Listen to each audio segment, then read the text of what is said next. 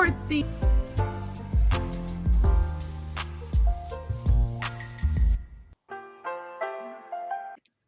Hello and welcome to Workhorse Wrestling Network. You are here with us for the second episode of the Cookout Podcast. Hey, y'all. Hey, everybody. What's up, y'all? Okay, so tonight we're going to start off with most punchable faces. This is open to anyone. Then we're going to go into our overrated. We'll have to agree on overrated. Well, or agree to disagree. We might all have the same overrated. I'd be very surprised if all of us didn't have the same person somewhere in the top three at least. Possibly for both. Yep. Then, of course, we have my clown of the week. Don't get offended. My views are my own. And then we'll talk about what everyone else is talking about, the return of Bray Wyatt and him actually being the White Rabbit. Right? I was trying to find a clip. I have to get better at this whole producing thing. I was trying to find a clip I could show of Bray Wyatt's return for the little segment, but I don't know how to get YouTube to save so I can actually use it later. So Isn't WWE pretty strict about claimings and stuff? Yeah, maybe so. So maybe we can't do it. Maybe that's part of it. Yeah, I'm not about that life. So, who wants to start us off with their number 5? And we're only doing top 5 punchable faces and overrated folks. So I'll go first, but before I go, I'd just like to say that I tried to look at this as a positive. But this is something that you cannot be taught. You can't be taught how to have a punchable face.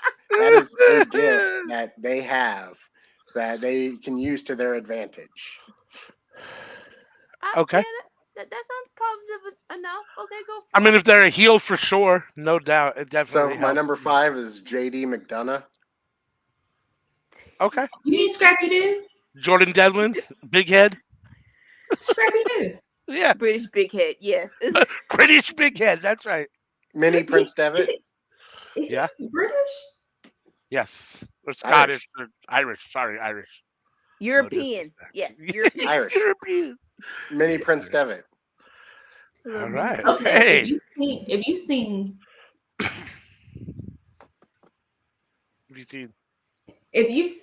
What? live action Scooby Doo, you know why I call him Scrappy Doo. No doubt. We got Ash with us here in the chat. Ash's thing got me stuck for a second. We might get there. I don't know. We'll see how the evening goes. My brother? But thanks for joining us, Ash. And everybody, thanks for joining us. Whoever tunes in, hit that like button, hit the subscribe. We value all you guys. We appreciate you guys. Leave your comments, post your comments. We'll answer any questions.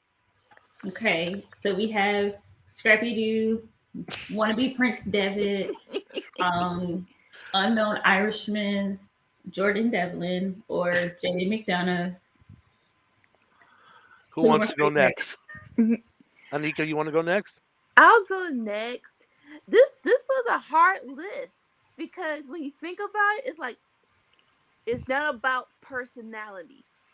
Or okay, sometimes, but really, your face is so douchey, so arrogant, so freaking annoying that when you're just in mine, I just want to punch you in yours.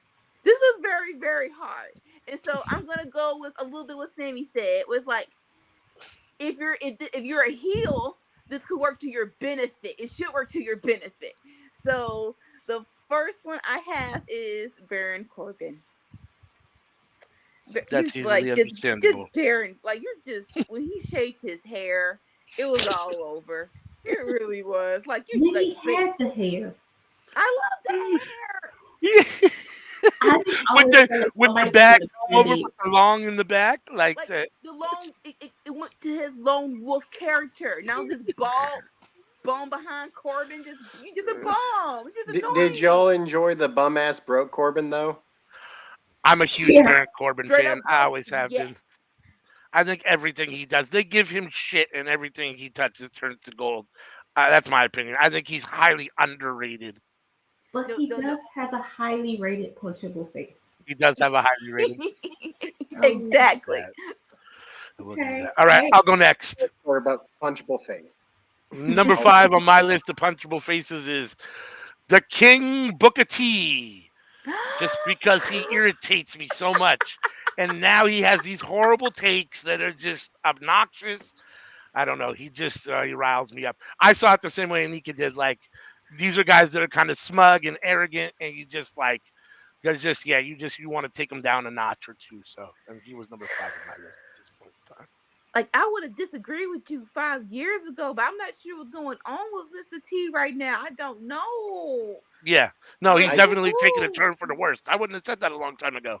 I couldn't punch Black Snow. I'm sorry. I don't agree. You don't want to smack GI Bro? All right, Miss CM, who you got at 5? It's so hard because it's a toss-up. But because she hasn't been named, Charlotte Flair. Oh man, I know your list is gonna be the most controversial. I just know it is. I just want to get her 2 piece and a biscuit, and like, I just want to treat her like she's Jade back in the day when Jade came up and thought she was cute, and then she got pop, and she learned. That's all I mean. Oh, that's funny.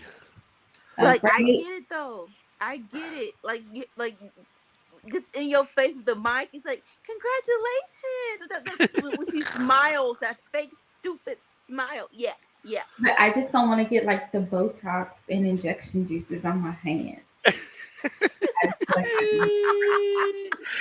There is a little bit of like, obviously entitlement from her. She's Ric Flair's daughter, and she carries herself like that. Like, a little bit.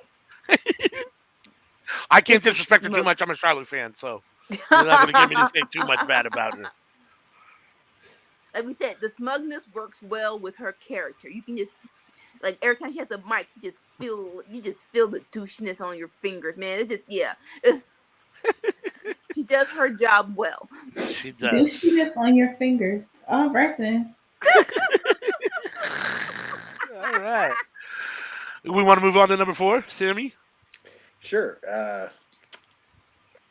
Well, I'm pretty sure he's going to be on everybody else's lists too. But The Miz.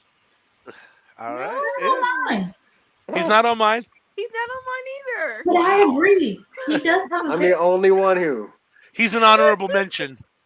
I think it's because like we're so used to him having like a douchey face, and it's gotten better. Like when he was in the real world, it was extremely punchable. Yeah. And when I watch Miz and Mrs. and honestly, like I kind of like him. I don't really have a problem with the Miz. Right? And I think he's a lot like Baron Corbin. I'm a big Miz fan. I always have been. I think that they've given him a lot of bad storylines, and he's turned a lot of them into gold. He's had some really bad storylines. Don't get me wrong, and he's been bad in some of them, but he's done a lot of really good stuff. Like I said, I tried to look at this list as a positive. Yeah. No, I hear you for sure. He's definitely made himself want to be punchable for sure. Yeah, no, like you said, I watched the reality show too, and that has made me love him way more. Like, oh, okay, I mean, that's why he had that. Look at what they're run. doing on Raw and Extreme Rules. Miz gets hit, and the fans love it. Yeah. Oh yeah. No doubt. No doubt. Like, no, he's working hard to be punchable, and he is excelling at his job. Definitely. No doubt. No doubt. All right, Nico, who you got next? Go ahead. Yeah. Yes, Ash, I saw it. Swerve. What'd he say? He said this Wednesday I beat up the Forgotten DX member, and if you ain't down with that, Hilarious. I love it. He's got your words for us. Swerve's great. Oh, real quick, I love Corey Graves on commentary now. He is on one. When Diaz came out, he was like, Billy Gunn's doing something with office supplies now somewhere else. I'm like, really? That's what we're saying. It's like keep it coming. I love it. That's funny. Did you want to say anything else about Swerve's tweet? Nah, they're just cold blooded, bro. Shout out to Billy Gunn. Shout out to Billy Gunn. Like he is the oldest member of DX, and he is the only one to wrestle this week. Like, that's true. No doubt about it. I look at it and it's like, dude, you don't have to, right? You could also say that means he's the dumbest, right? But I mean, so you got guys like Terry Funk and Hacksaw Jim Duggan. Like they wrestled forever. Yeah.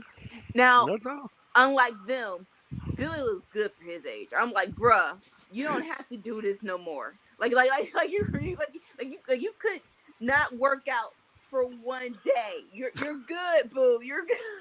Cute Kip has to work out, okay? Yeah. Cute Kip. I remember the beautiful people. Yep. I remember them. All right. Number 4. You don't get to be the ass man by not working out. There's that. I concur. Okay. My number 4, plain face alone, Dolph Ziggler. Interesting. Like Dolph Ziggler, when he is on 10 as a heel, he is on 10. The freaking ponytail, his freaking cheek, like the cheeks, the no lips, like no or small lips. No, I'm not trying to do his face. He's not a bad looking man, but he has a douchey face. He does. If you saw him in public, you'd think that dude's a douchebag. Just a little bit. When he breathes, he has a douchey face. It's genetic. It has to be genetic because his brother has the same. Also has an extremely punchable face. And he should get honorable mention at this point for having a douchey face like his brother. I think his brother does have the more punchable face between. They look the exact same. But Dolph's mouth is what would more likely get him hit more than his face would. No. Like if I were intoxicated, I would really just want to pop Dolph in the face just for breathing. He wouldn't even have to say a word to you. He just would be like.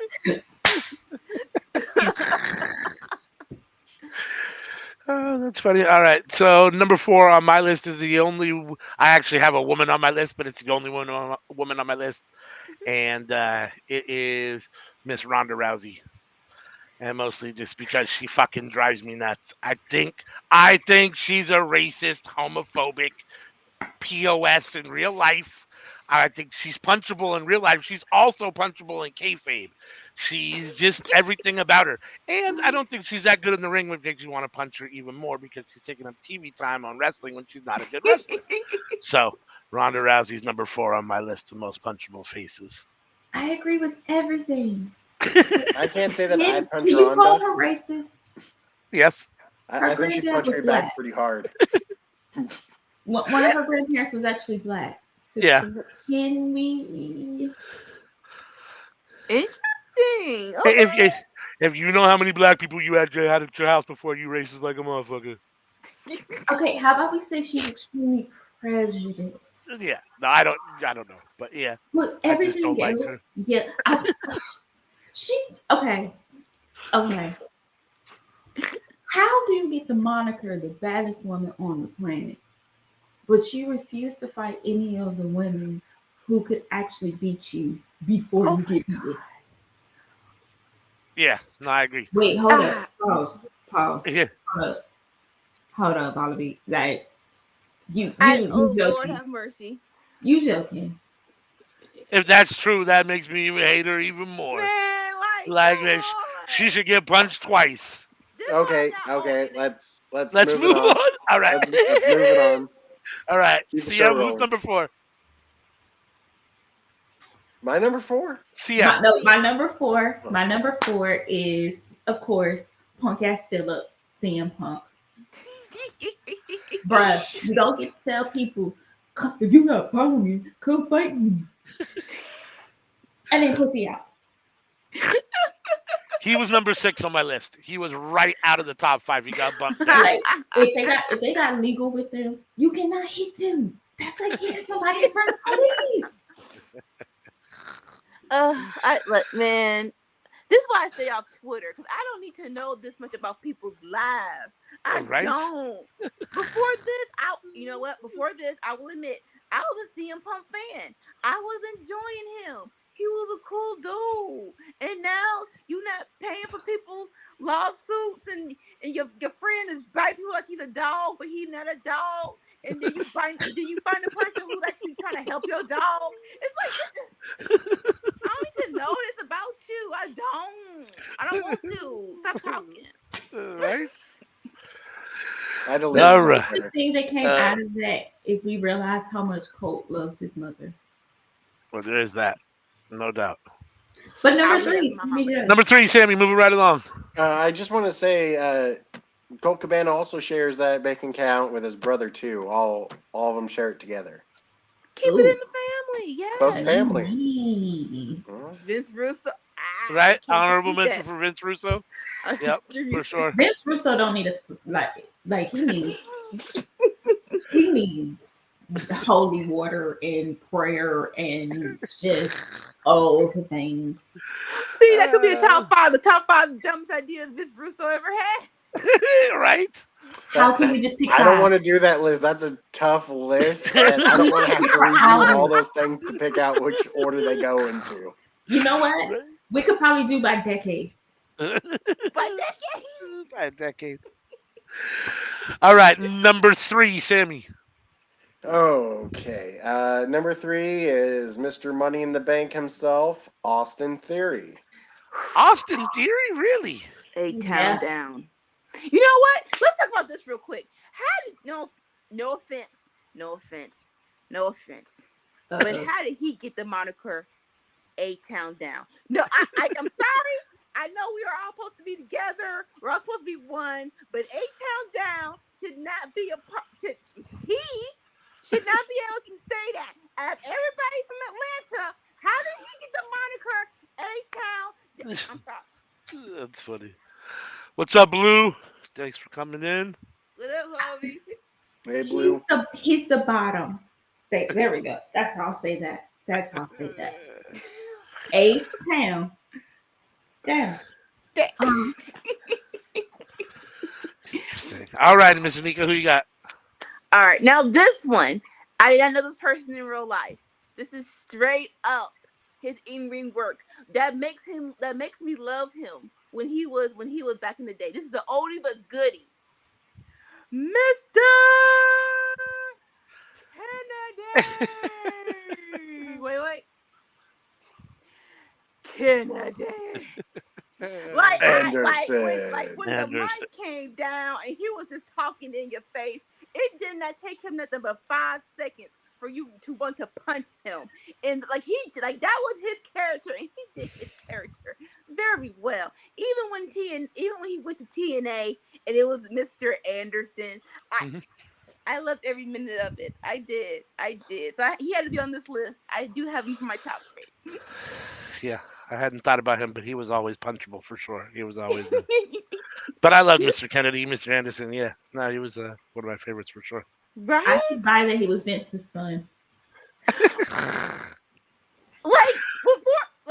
Man, when that storyline happened, I'm like, wait, what? Really? The little leprechaun looking dude. You know what? Fine. I just ruined it. It's because he got released. You know what? This tied into another list, so I'm gonna restrain my thoughts. Moving on. All right, so my number 3 kind of hurts me because we're both Jews, and so I don't really want to have to punch another Jew in the face. But it is undeniable that Maxwell Jacob Friedman has a very fucking punchable face. And he would have been number 1, but the 2 above him just take it a little bit, just have a slightly more punchable face. But it was almost 1A and 1B because he's extremely fucking punchable. Like, he's right up there. He's about the douchiest of the douchey for all intents and purposes. So I can't wait to see your top 2, honestly, because he was my number. He was my number 6. Number MJF's 6. another one for me that it's his mouth, not his face, that makes him punchable, in my opinion. Yeah. I have something else to give him instead, so I gotta give him. All right, Miss Anika, who you got at number 3? I mean, not Anika, CM, who you got at 3? Well, that hurt a little. Number 3. Sorry. I'm old. I already have mixed names up all the time. Number 3. Hate to rate him above CM Punk, but Matt Jackson. Yeah. Everyone talks about how punchable his face is. He didn't make my list just because I don't know, just because there's so many people. But talented in ring, but his face is so punchable. It's so punchable. I almost feel like Nick Jackson's is a little more, just because he's dumber. Like he just, I don't know, he just kind of has that dirt kind of look about him. They're both extremely punchable. That was a lot. We love Nick Jackson over here. Right? No disrespect to any of these people. All these people are great at their job. This is not like a bad thing. This is just, wow. I'll say this: with Nick Jackson, he makes his face punchable. Like when he spray painted his beard pink, I'm like, baby boy, what, do you have nothing else to do with your life today? I don't understand. He's like, you know what? Let's take it up a notch. Wear heels. I'm spray painting my not even the whole thing, just both sides. Yeah, for I'm sure. like, boo boo, no. All right, Tammy, breaking into the number 2. Who you got at number 2? Number 2. All right. Well, I know I'm not the only one who has this opinion. I'm talking about Sammy Guevara. Yeah. There's at least one other person in the world who thinks the same. I'll say it now. He's my number 2 too. So we were thinking on the same wavelength. The minimum, me for sure. We're on the same wavelength. He's my number 2. He's on my list, and he's not number 2. So he's got to be number motherfucking 1. We'll just keep it at that. So we've obviously beat to death on this channel why Sammy Guevara is on this list. So I mean, we probably don't need to say it again. But who you got at 2, Miss Anika? I mean, you can do it real quick. No. Hold on, we gotta wait. Okay, I'm playing. Okay, yeah. So we'll come back to Sammy again. Okay. We're gonna talk more about Sammy. Let's get through everybody else. Right. Okay. So I already spoiled my number 1. That's my number 2 is Maxwell Jacob Friedman. Yeah. And like he's not number 1 because it's a character. He's doing this purposely, and the face is like icing on the cake. It was like the cake is icing on the face is icing on the cake of a very heelish character, of a very douchey character, just going all out to make you hate him. So yes, he deserves number 2. I agree. Yep. And I had Sammy at 2. So CM, who you got at 2? I originally had Seth Rollins. However, really? However, and it's because of the whole dating the Nazi thing. Yeah. But I thought about it, and I realized I'd rather punch Chris Jericho in the face. Oh yeah. With a steel chair. With a steel chair. Yeah. And a car. I don't think those are punches. And then run over with I'm gonna make a fist when I do it. So I make a fist when I do it. Because you need a fist when you grab the chair. See. So Ash, like, yes, I made a fist when I wanted to hit Matt Jackson. I also did it for CM Punk. But if I ever get the chance to be around Chris Jericho, and I'm not going to get in any legal trouble. That part. That's funny. And I'm going to help him get that hair transplant that he needs. I can blend better. She said it's on site. Because I see the whole It's on site. He's just overall hittable. Just hit him. All especially when he purps his lips when he's mad. Just the whole woman. What lips? What lips? Does he have? Like, what you doing? For the longest time, I really, really, really hated Chris Jericho. It's really only been since AEW that I started to kind of appreciate him a little bit, just because he's kind of changed his tone a little bit at AEW and just kind of been, I don't know. He's put guys over and he's kind of towed the company line more than in the past. I really fucking hated him years ago. I didn't like him when he punched HBK's wife. Yeah. She punchable too. When she was a Metro girl, she was super punchable. We're not gonna do this. We're gonna do this. I mean, all right. Moving on to number one, Mr. Sammy, who you got as your most punchable face? My number one is Too Sweet. I am talking about Ace Austin. Oh, really? Interesting. Yeah. All right. Tell me he doesn't have a punchable face. He does. I didn't think about him when I was making this list, but he has a punchable face. I agree. He definitely has that douchebag look to him for sure. He's like Jericho. He has a hittable face. Yeah. It's a hittable face. Like, all right. He's like Ziggler. If he breathes, it's just like... And we know that Anika had Sammy at number one. So here's Guevara. my number one. Terrence from Tampa. Terry Jean Bollea, Hulk Hogan has the most punchable face of all time for me. Nice. Which is a hard thing to say because he was one of my favorites for a long time. I mean, he brought me to wrestling when I was a kid, and all that stuff. But just over the years, he's proved that he's maybe has the most punchable face ever in wrestling. Like of anybody that deserves it. Like, so he's my number one. I'm tired of most social media getting rid of my favorite people. I'll say that. That wasn't social media. Man.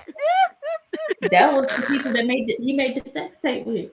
Yeah. Okay, guys, more of the story. Don't sleep with your friends' wives, even if they say it's okay.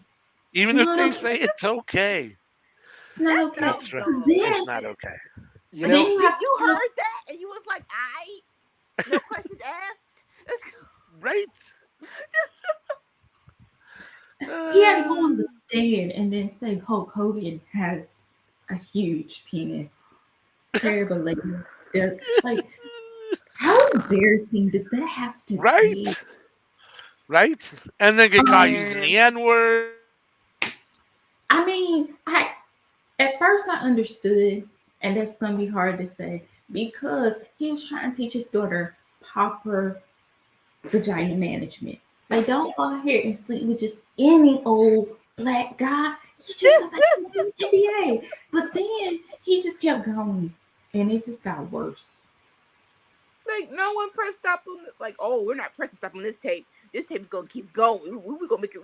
Tipsy gonna pay us money for this. I don't know what. Can we not have the words Hogan and tape in the same sentence, please? Oh, that is just wrinkly old man skin. But my number one varies slightly from yours. It is both Guevaras, Sammy and Ty. Yeah. Because like honestly, when they're by themselves, it brings the douchiness down to 50. Like it's like when they're by themselves, they still suck. They still suck, but I can appreciate them in the ring.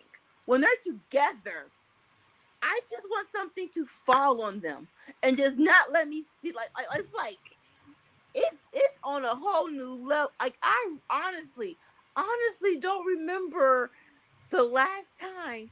I just don't like nobody on television. Honestly, it's been a minute. Now, this ties into my other list. It really does. I'm gonna save it. I'm gonna save it for the other list. But it's like, even if even if, let's say that your relationship was on the up and up, let's say that, I don't believe you, but let's say that, optic wise, wait a minute, just wait. You really couldn't wait a minute to be on camera together? Pause. No, they couldn't, because people were talking about it in the vlog comments because it became more and more obvious. My question is why no one seems to be questioning how they booked these venues, got all this stuff that quickly. That in and of itself is very douchey. For me, it's also very douchey on excluding her, just removing her from the issue. Don't call your fans liars. When your fans are saying, "Hey, we're noticing this, is something going on," just tell us or just tell us it's none of our business, instead of saying, "Oh, you guys are seeing stuff you're not seeing."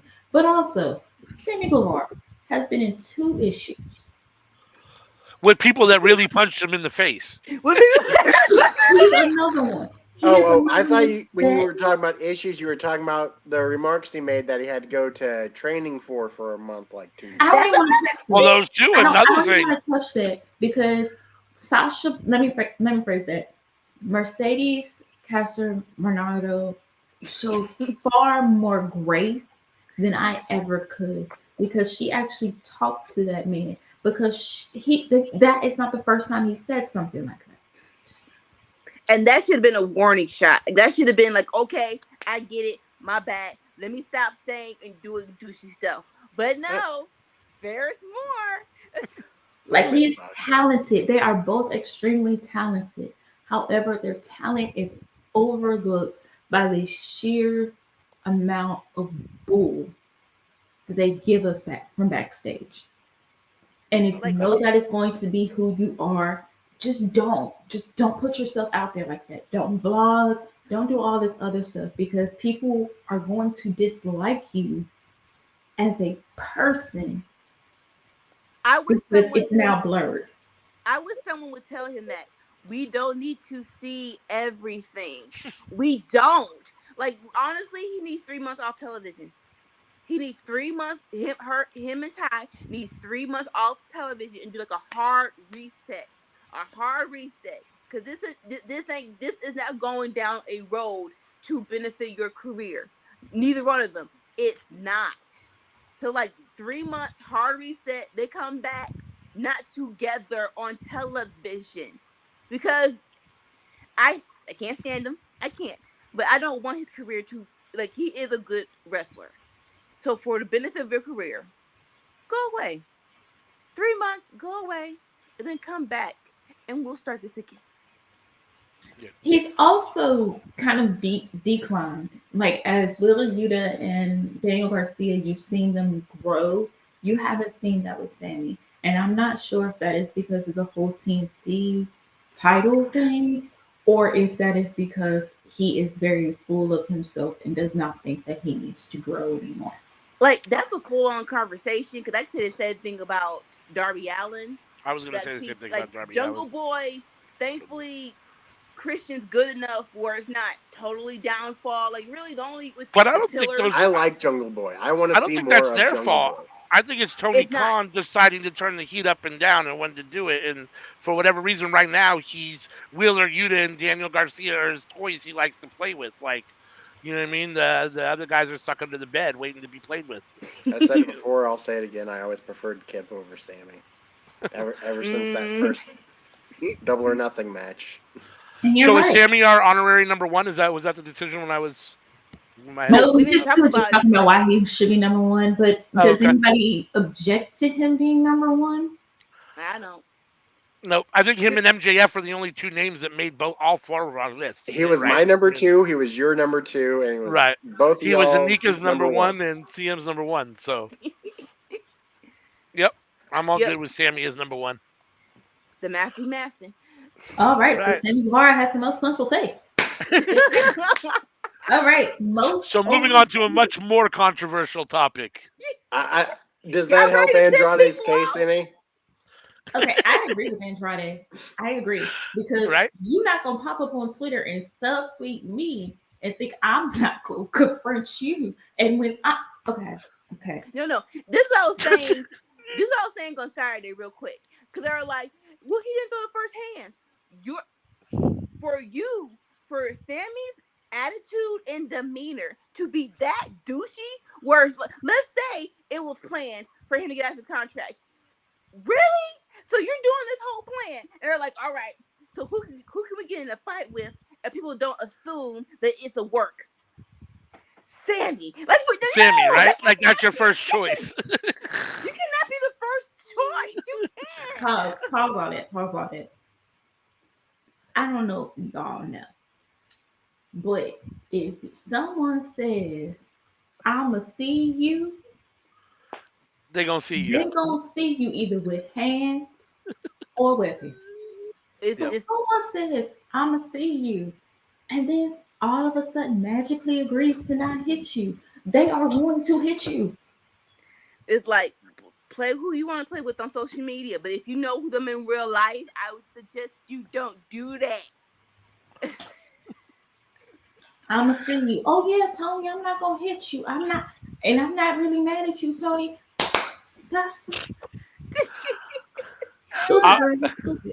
I'll be totally honest with you. I half thought, CM, that Tony Khan would be your number one most punchable face. I mean, we talked about it right before you came in the studio, and we decided maybe it was because we only were doing wrestlers. But I have expected he might be your number one most punchable face. I am trying to be peaceful, and I know Cookout Khan is gonna do some fucked up shit tomorrow night, and therefore I have to reserve all of my energy for defending Jimmy on Thursday when he rightfully goes in. Yes. I don't want to punch Tony Khan, but if he offered me to bitch slap him in the face with a handful of cocaine, I would totally do it. I just want to ask him, bruh, how you keep picking out people that put you in rotation? Because you hit my blunt. I'm supposed to have a job for life. I let you cokehead. What if you got coke particles in my blunt? And now I'm over here looking like Smokey on Friday. All right. So shall we move on to the next topic here? Overrated wrestlers. And yes.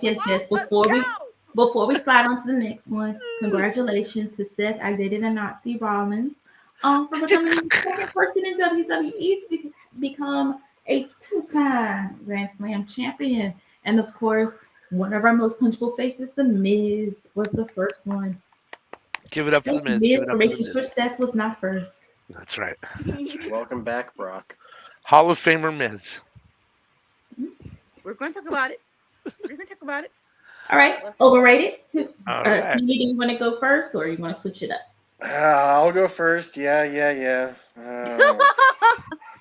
We'll just do them Go 5. ahead and get this out of the way. It hurts me to say this. This is a person I very much enjoy. And it's not that they're not great, because they are great. It's just there's such a high rating that they have to live up to, and it's impossible to live up to because it's so high. Okay. I'm talking about Trish Stratus. Really? I'm not mad at that. She was in my mind when I was thinking of this list. Oh, wow. She didn't cross my mind. There was half a dozen women that were just as good as she was that just wasn't given the push she was. Yeah. Like, thinking back, yeah. And, like, thankfully she got better in the ring. So it justified her at least 75% of her career. But, yeah, no, thinking back, like, yeah, Victoria, Jacqueline. I don't think people realize Gail Kim was in WWE. Gail Kim, yes. Yeah. It's like, really? Y'all let her go? That's dumb. So she was definitely one of those that was there because of her looks in the beginning. She definitely worked hard and got better as her career went on, but for a long time it was really rough watching Trish Stratus. And then later on you got Mickie James and you got Beth Phoenix, and they tore the house down. Yeah. All right. I want to argue with you on that. Okay, like this list, the last two were hard. My top 3 were very easy. But the last two were hard because like we're saying we don't get it. Like you're on top, but why? Yeah. And so that was this was very hard thinking about this. So the top two, just on different on like yeah okay. I'm just saying. So my fifth is Tori Wilson. Wow. It's Tori Wilson. Like the whole Divas era thing was like, oh my, like what I didn't feel like Tori Wilson had a high rating. Like, I wonder why. She's on TV a lot. I wonder why. I think she did. She got a lot of push. Did she win the women's championship? Oh yeah, she did. Yeah. And it's like, no, yeah, this is why I put her in overrated. Like, so she was in the Hall of Fame, right? And so like, we're gonna show a couple of times that she was wrestling. And so it's like, really? Why y'all lying? She is not famous for her matches. Stop lying. It is not for her matches. It is for the other segments that were in behind camera. So I mean behind the scenes on camera. So let's not act like that she was like it's Rita, Trish, and then Tori. So let's not do that. Right. WWE production team. So yeah, so that's why she's on my So list. what you're saying is that no allegations have come from her, but you think that she could have some that she could come forward with. Because that's what I heard from that. That's funny. That's hilarious. Oh my gosh, no. Sure. That's not what you were saying? It wasn't. Oh, that's funny. All right. CM, do you want to go next or do you want me to go? You could go ahead and go. I'm trying not to laugh right now. This spot was the hardest for me because I had to round it out, and there's just so many guys that I think are overrated. But because I've already blasted him before in the past, he has to be in my list. So number 5 is Rey Mysterio. I think he's extremely overrated. I don't think he's that good a wrestler. I think he's better on the mic than he is a wrestler. I think the moves that he does, I don't find overly impressive, especially now later in his career when he was a little younger. Sure. I'm gonna hold my tongue because of what my number 4 is, and I know I'm about to get a lot of heat.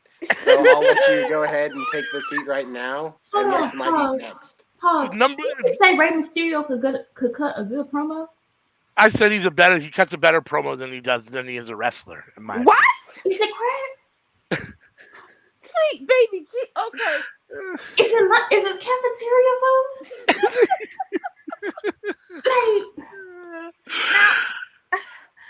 Like I'll say this.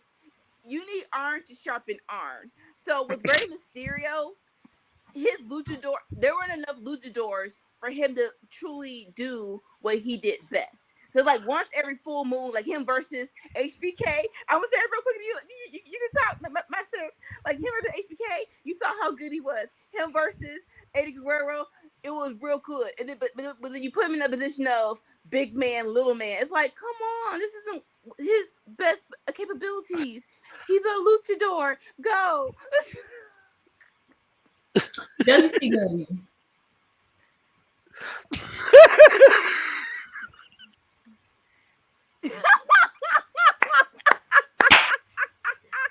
Thank you, Blue. Thank you. Cause like, I'm gonna move on. I'm gonna move on because I can't. Because if I say another thing, it's gonna turn into a roasting session, and I'm trying to be nice. I'm choosing peace. Let's not. All right. Let's for the sake of time, let's go ahead and press on. Number 5 for you. Yeah. My number 5 here is I ain't gonna get his name is Hulk Hogan. Terrence Malaya, Terry from Florida, all of that. Him as a person and as a wrestler, put it together. The Iron Sheik every day. It's me and the Iron Sheik. If the Iron Sheik ain't allowed to hate him, I will hate him for the Iron Sheik because Iron Sheik, I like his tweets every day. about how much he hates Hogan. How Hogan can't wrestle, he can't act, he can't breathe, he can't do shit. He ain't a damn. I deleted my Twitter, but while I had it, my favorite tweet that I had ever seen was from the Iron Sheik. And it was one that was talking about how much he loved Hulk Hogan and everything. And then at the time it said that some of the things in this message may be false or this. It was like, oh shit, Twitter knows. Twitter knows. How the hell did... He's got one of the best Twitter feeds. Today's Hulk Hogan tweet is today. I don't feel like doing anything. I just want to lay in my bed and dream of Hulk Hogan's effing neck. Every day, I will like Iron Sheik's tweet. That's funny as hell. I love that the Iron Sheik has lived long enough to see himself become the hero. Right? No doubt. No doubt, no doubt, no doubt. Awesome. All right, Sammy, who you got it for? Oh, okay. Bring it on. You scaring me. Let's go. This is a team I love. You got a tag team here. Yes. Oh, I Jesus own Christ. shirts of them. Oh my God, it better not be the fucking Rocker. STR. You own shirts? It's gotta be 3 FDR. shirts of them. It's So FTR. it's got to be FDR. It's the Hardys. Oh my gosh! You Wow, better get my overrated. Jackie Nero. They You have better gotten not be. some of the biggest pops of all time. Like some of the loudest pops ever. And it honestly baffles me. Keep going. Like, they are great. You're my Vaseline. But they are I treated forgot way better than every other tag team.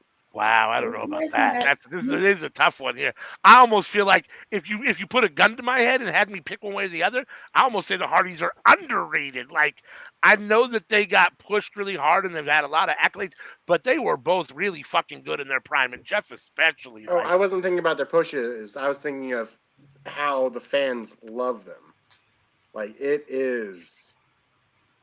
Anika, you want to go first or you want me to go I'm first? going to go first. Let's go. Okay. So, in the TLC match, Hardys, Edge and Christian, and Dudley Boys, who was you rooting for? Edge and Christian. You know, I don't think I was written for anybody in that. I think I was written for destruction. So you weren't against No. the Hardys.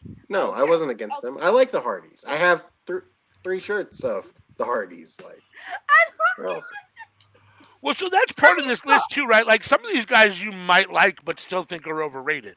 Hold Like, on. not me personally, Hold but on. like you might have someone on your list, right? Jeffrey Nero Hardy gave of his body Real government name. to entertain us. He carried Matthew Hardy to relevance. Do you know how hard? Do you know how messed up he had to become in order to carry the non-talented of Hardy? See, if you had said Matt Hardy By himself. yes. Jeff Hardy, with the exception of Victory Road, when nobody in their right mind should have ever let him go through the curtain. Fucked up and all. Could put on better matches than that. Like, how you not see that and let him go through? Okay. Jeff Hardy took his time to thrust his pelvis down the ramp, and we all applauded while his brother got beat up in the ring. LG2 is over.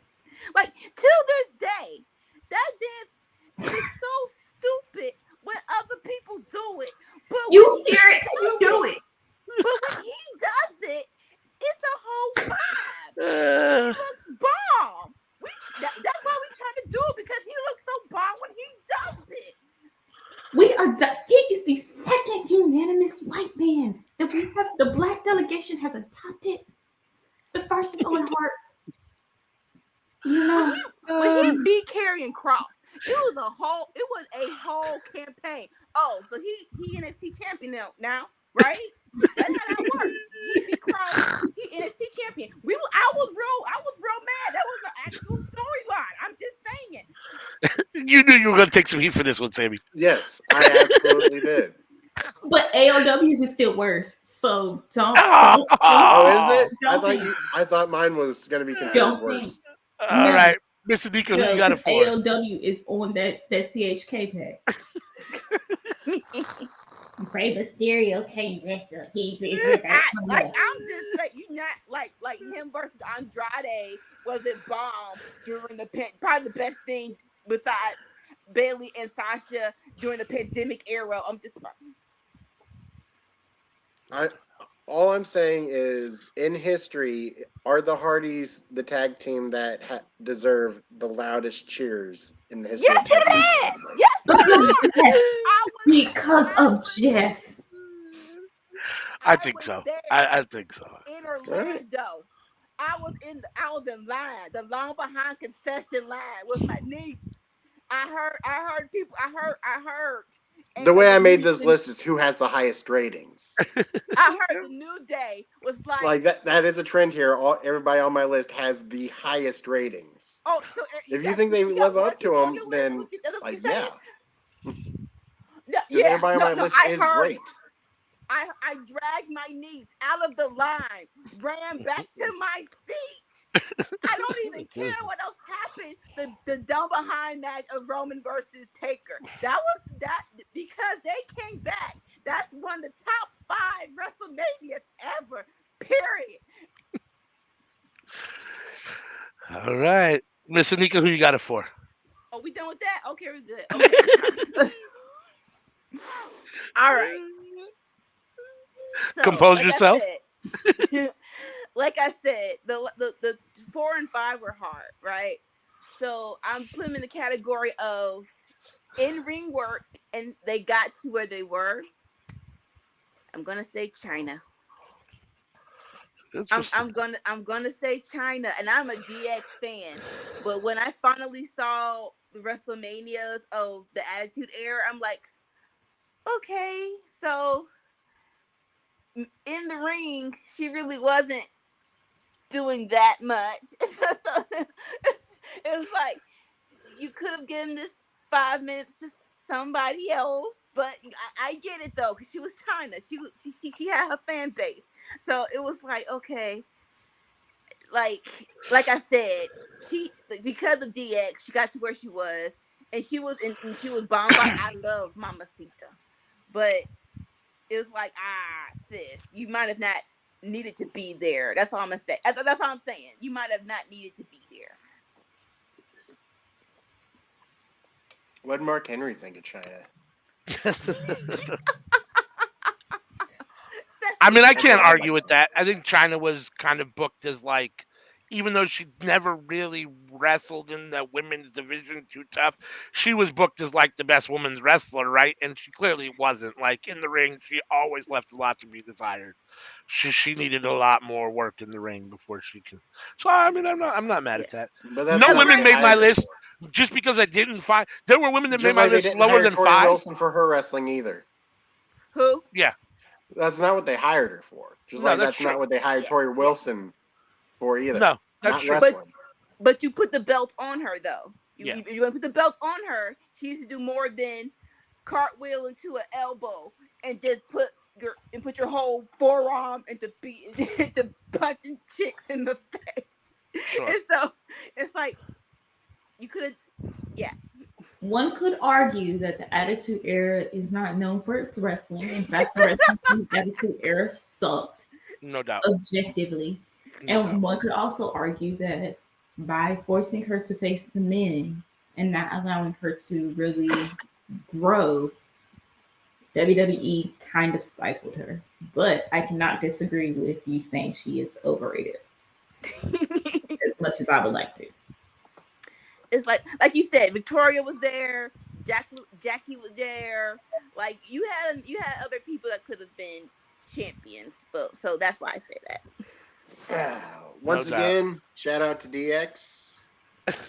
You better call somebody. I don't know what that is. I do know Sesame Daddy ass. Really? I don't know who that is. So his whole so his whole before AEW career, we just not gonna say nothing about.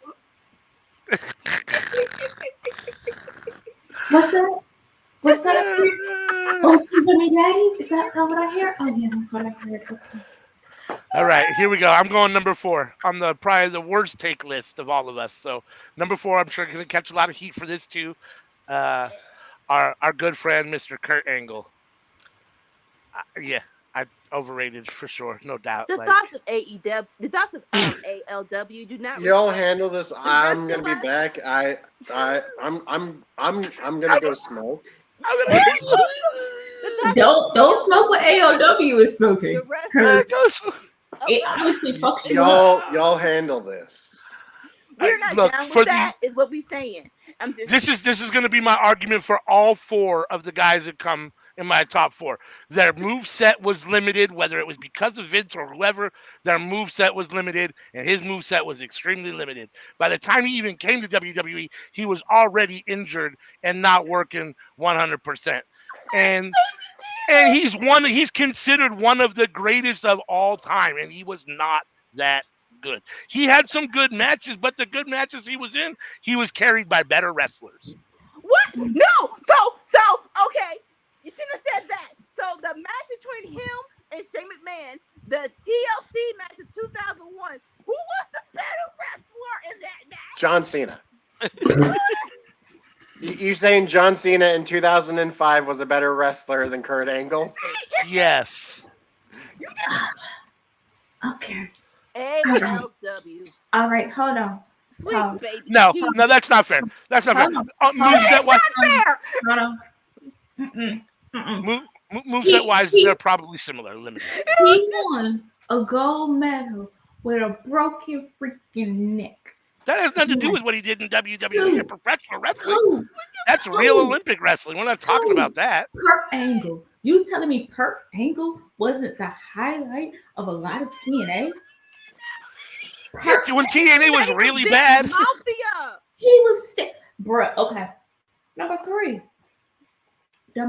You telling me that man's character work, the little hat, the pictures, where Edge and Christian had him doing the stupid stuff, and he was just over there happy. The milk. I will die on this. I will die on this hill. Year 2000, the best storyline was him, Triple H, and Stephanie. The Rock was cool. Hulk Hogan was good. I mean, no, not Hulk Hogan. Stone Cold was cool. But that storyline, that's why I tuned in to watch wrestling. That's why I tuned in to watch WWL. I remember that SmackDown before Survivor Series, SummerSlam, where he kissed Stephanie, and I was like, what the hell happened? We gotta watch the pay-per-view. Triple H has to. He wrestled with a concussion. He got back in the ring and salvaged the. He made John Cena. No. Yes, he did. Ruthless aggression. Yes, he did. No. You know what, ALW? I don't know what it is that you on, but I can get off of it. I'll do one brother. If it wasn't for him, we wouldn't have seen Brock Lesnar no doggone more.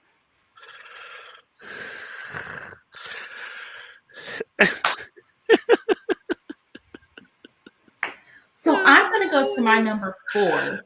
All right. ALW is obviously on all the things and all the drugs that there can be. And I don't.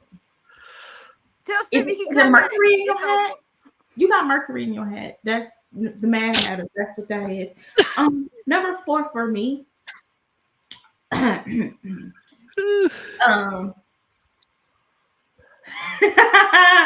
like that, Ash. I like that. It's AJ Lee.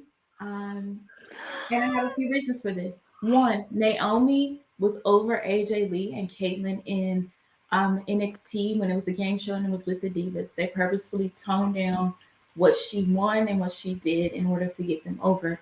Two, Naomi's win as SCW Women's Champion is not mentioned, but AJ Lee's win as Divas Champion is harped on. She cannot hold a candle to Naomi.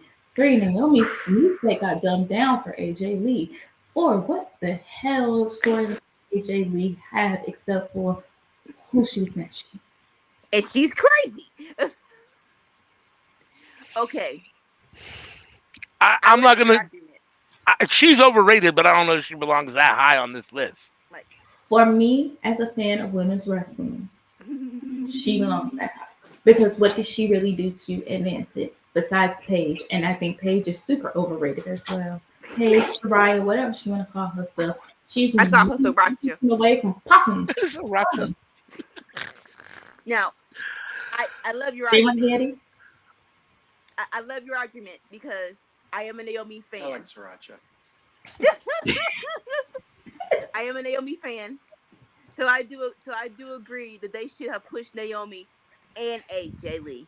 I will dispute your argument with this.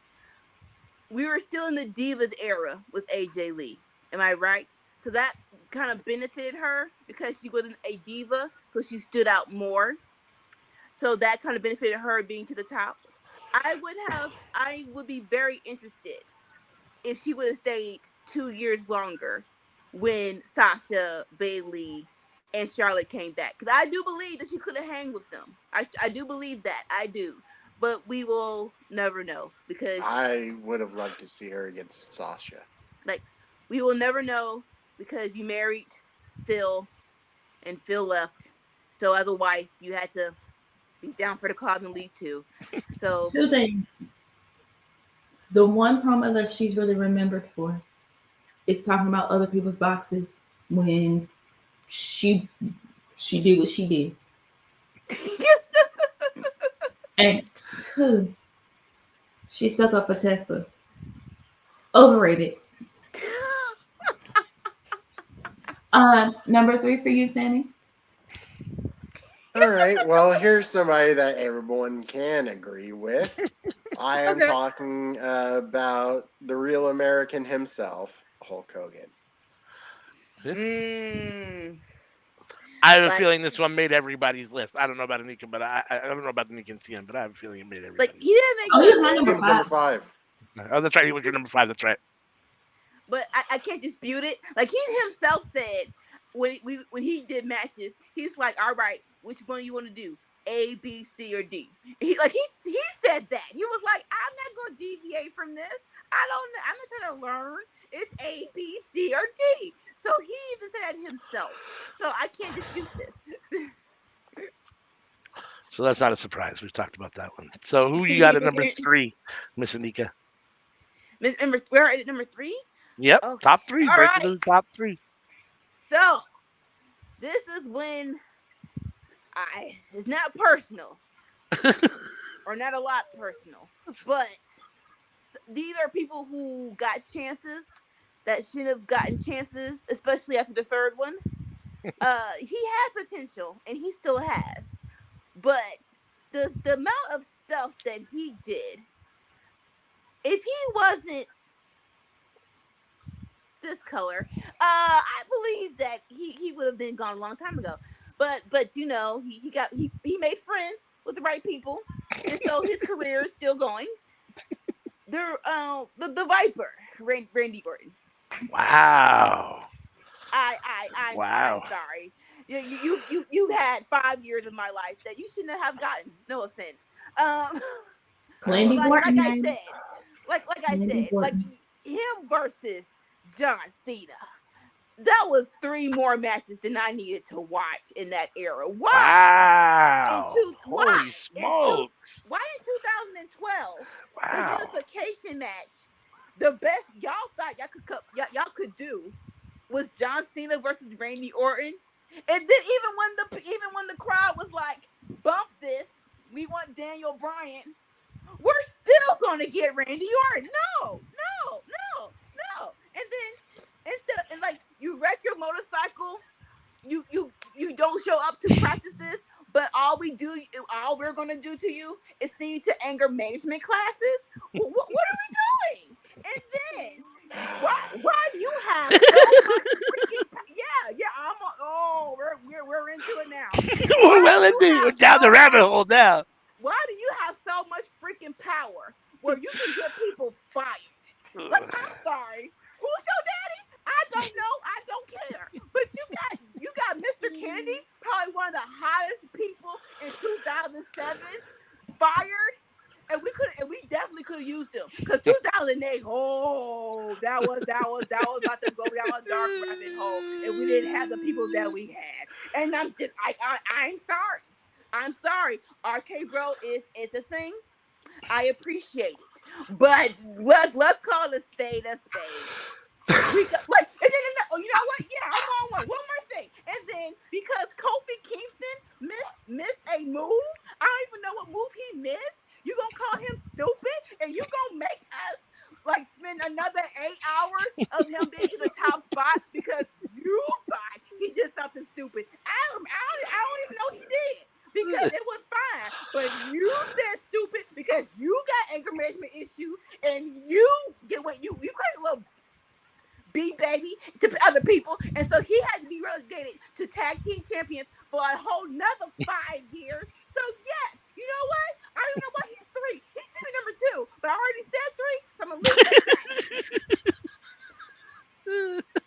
I will say that although Goldberg killed the Fiend, Randy Orton cremated him. That's another thing. Why the hell did Randy Orton have to win at WrestleMania? What did that do to anybody's freaking career? That screwed Alexa. Ask Vince. Screwed Bray. Ask Vince. Vince is the only one who knows. Thank God. Randy was like, screw this. Let's go have fun with RK Bro, because that would have been a rehabilitation. I'm okay, but like when Randy Orton is the one speaking out of, I don't like my creative, let's do something different. Like Randy Orton's not a complainer when it comes to creative. Oh no. Nope. When it comes to creative, I do not think so. I think he just takes what's given to him. He didn't have to be. Because for some reason they kept giving this nigga. I'm sorry. They kept giving this fool the belt. 2011. Why did he need the belt?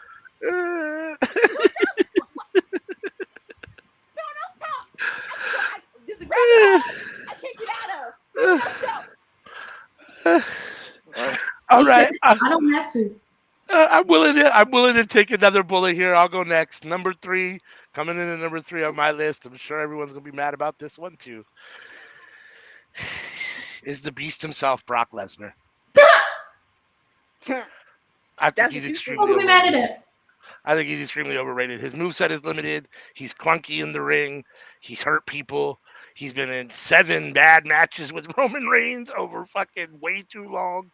He's had numerous bad matches over the years, and for some reason, WWF thinks he's the golden boy, and I don't like him as a person or a wrestler. So it's the fans. The fans come in to see him. And what? What fans? WWE's fan base. Yeah, no, I think you're right to a certain extent. They like those redneck hillbilly, you know. I mean, as a redneck hillbilly. As a redneck hillbilly yourself. AL, he's on my list, and we're already at number 3. There you go. You thought you were getting arguments. I don't know why, but no, you're not. Totally agree. I just had people rate it higher than he was. Is my turn? He's not my top 5. No, he's like number 6 or so.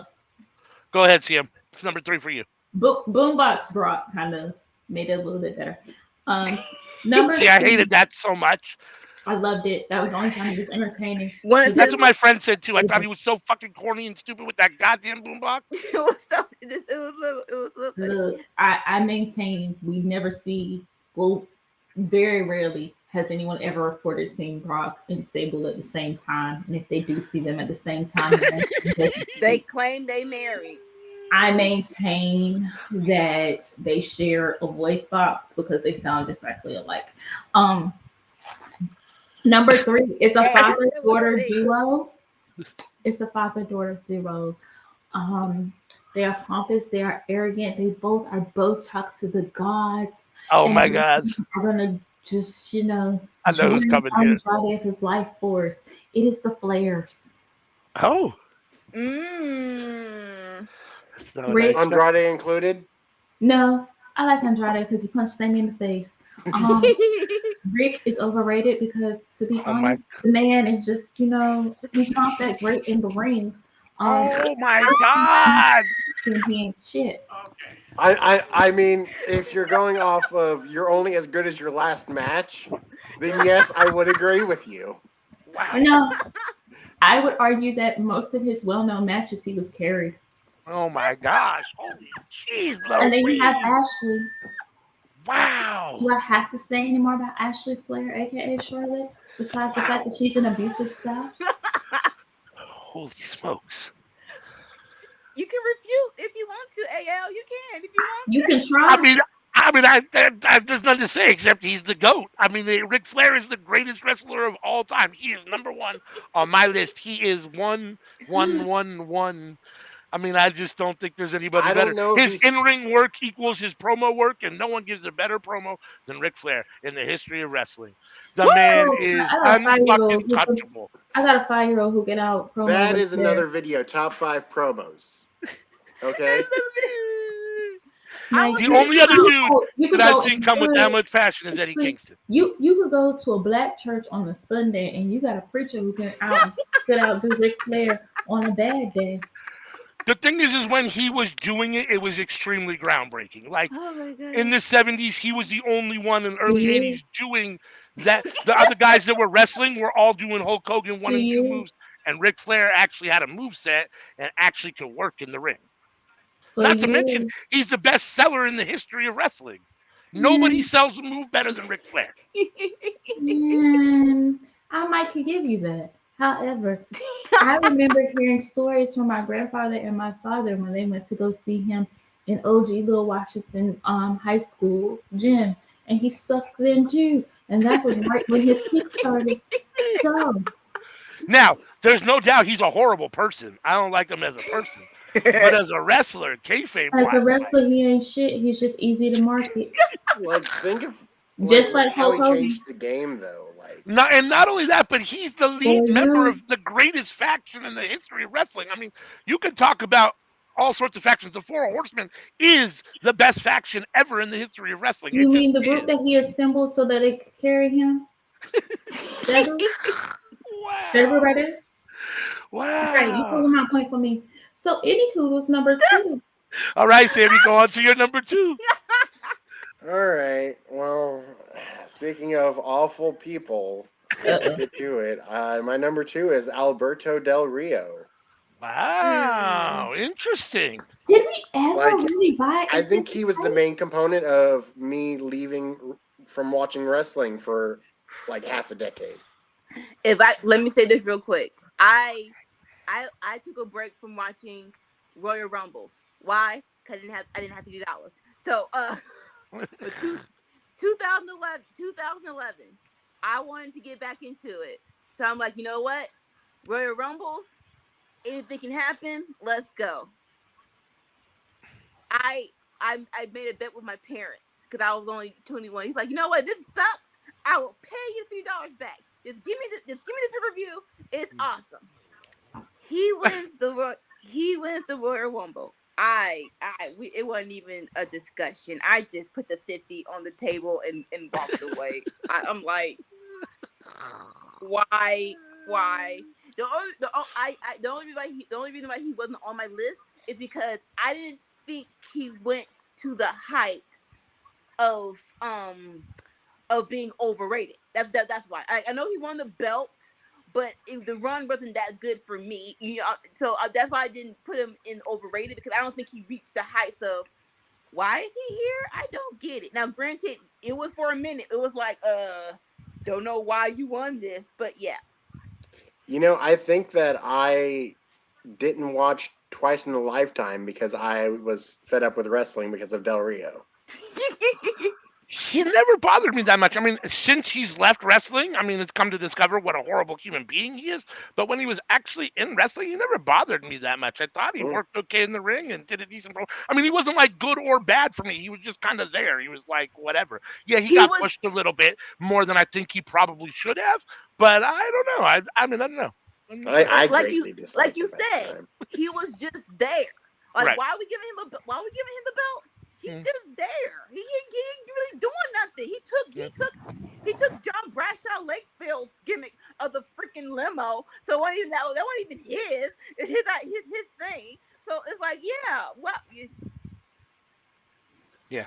The only thing when I think about him, besides you know, is Ricardo Rodriguez, like his ring announcer. That's really it. Like he was very hyped coming in, and now that I'm thinking about it, like I don't really remember much. Like Sammy, you're right. He had a lot of hype, but he never did. He hit Santa Claus. That was the best thing. He hit Santa Claus. It wasn't my fault. It was like, really? We're doing this? We're really gonna make the kids think that he hit Santa Claus. Oh, okay.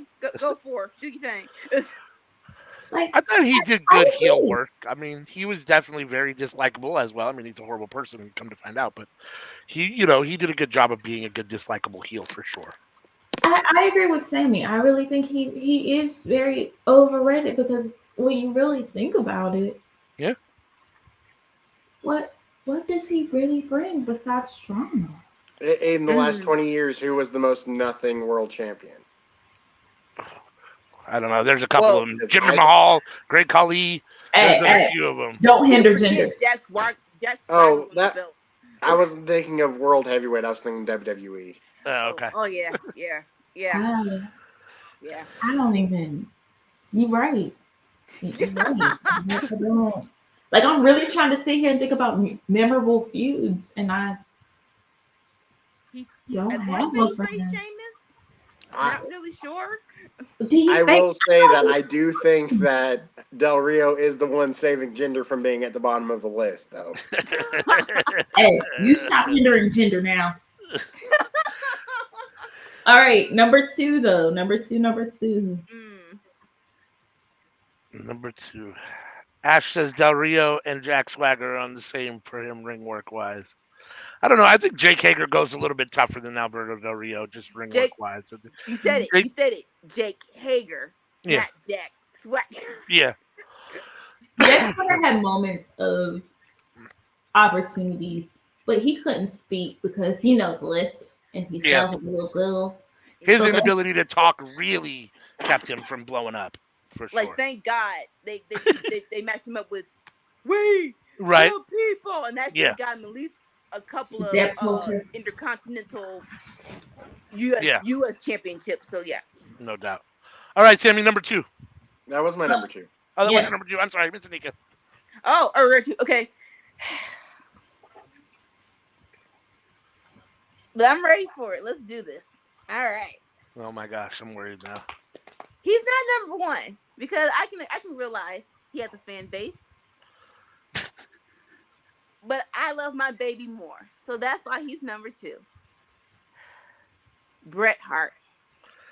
Oh my God! I don't get whenever you want to come back, sis. Come back. You know what's so funny about this? Let me just try. Sammy almost had him. We were talking before the show, and he had him in his list at first, but then worked him down. So no. Brett was my number 10. Okay, number 10. So he was my number 10. So I am shocked at number 2. Number 2. Man. Oh man! Wow. Because he put a whole lot of heat on my baby, Mr. Shawn Michaels. That was warranted. Talking about Sunny when you was doing Sunny too, but nobody told me. Pause. Even Sunny. That's an unsubstantiated claim. Brett never did Sunny that we're aware of. And even Sunny said, "I'm gonna back out and let these." He ain't do that. He didn't He said that he ain't do that. She said he ain't do that. The only one who said that was a coke fiend who was popping pills and was mad that his spoon wasn't getting swung the way he wanted to. So if you really want to go there, he's really salty because of other reasons. You really want to go there? I'm gonna let you have my it. baby was saying that. You have your number two, boo. You have your number two. Go the ahead. chick was playing with his son. The chick was playing hide and go seek with his son around the ring. Little backstage segment. You can't get that close to someone's son, and you weren't that close to his daddy. I'm just saying. Now, besides that, the dude did not have any personality. I'm sorry. Your best promo is in your most toned down voice. I'm the best there is, the best there was, and the best there ever will be. Wow. That's it. Like, really? The Rock did a better way of just saying it than you. No offense. Like, the person, I'm sorry, like in ring work. Oh, my personality is that I'm a technician. He who not will be named did it better. And what's his son's name? Benoit's daddy. Little Benoit's daddy did the best technician ever, better than Bret Hart, in my opinion. The only time he had personality was when he was with his brother, the Anvil Neidhart, and who had the personality of it was the Anvil, not him. I'm sorry. That's why he was pissed off at my baby HBK, because HBK could do his moveset and actually can work the crowd, can actually be entertaining. I'm gonna let you have your number two. I'm not even gonna argue with you, sweetheart. I'm not even gonna argue with you. You have number two. You have Brett at number two, but you have Brett at number two. I already know who's in TN's number one, so I just want to interrupt. WCW and did absolutely jack squat over there. I'm saying, if you're the best there is, if you go somewhere else, it shouldn't matter. But he was a WCW, and what did he do? You broke Goldberg's streak. It wasn't even a good break. You put a plate underneath your stomach. It wasn't even a good wrestling match. And come on, I hate this place. And we don't see you no more. No, you're overrated. You're over freaking rated. The correct answer to best technical wrestler is Dean Malenko. No, it's not. Dean Malenko. Yes. I mean, he's definitely in the conversation, but greatest technical wrestler. I'm saying Dean Malenko. He's no Kenny He's gonna give it to you, Omega or Lance Bryan Storm. Danielson. It's Dean Malenko. ALW, you want to get your number two? Man, it's simple. The best there was, the best there is, the best there ever will be. I mean, maybe he isn't the best there ever will be because he might not be the GOAT of all time, but at the time he was doing it, Bret Hart was untouchable. He was magic on the mic, great in the ring. Now, to be fair, I'm a Shawn Michaels fan, but I'm a Bret Hart fan too, so I don't think he was ever overrated. I think, if anything, he may have been underrated. I mean, even with all the pushes he got and all the publicity that he got, Bret Hart was a game changer at the time that he was wrestling, for sure. Game changer for sure. But his rating is the highest rating possible.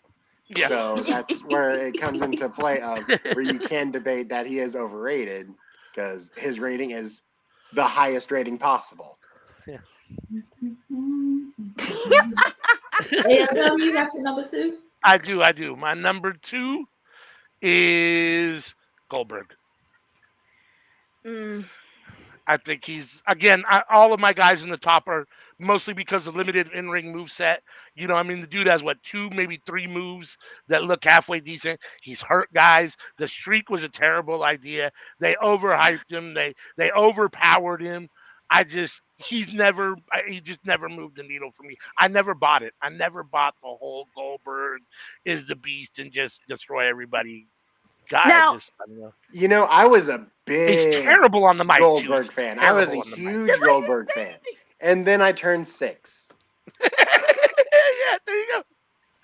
Now I'll say this. You had a good argument until you said the streak was a bad. The streak was bomb. I I'm sorry.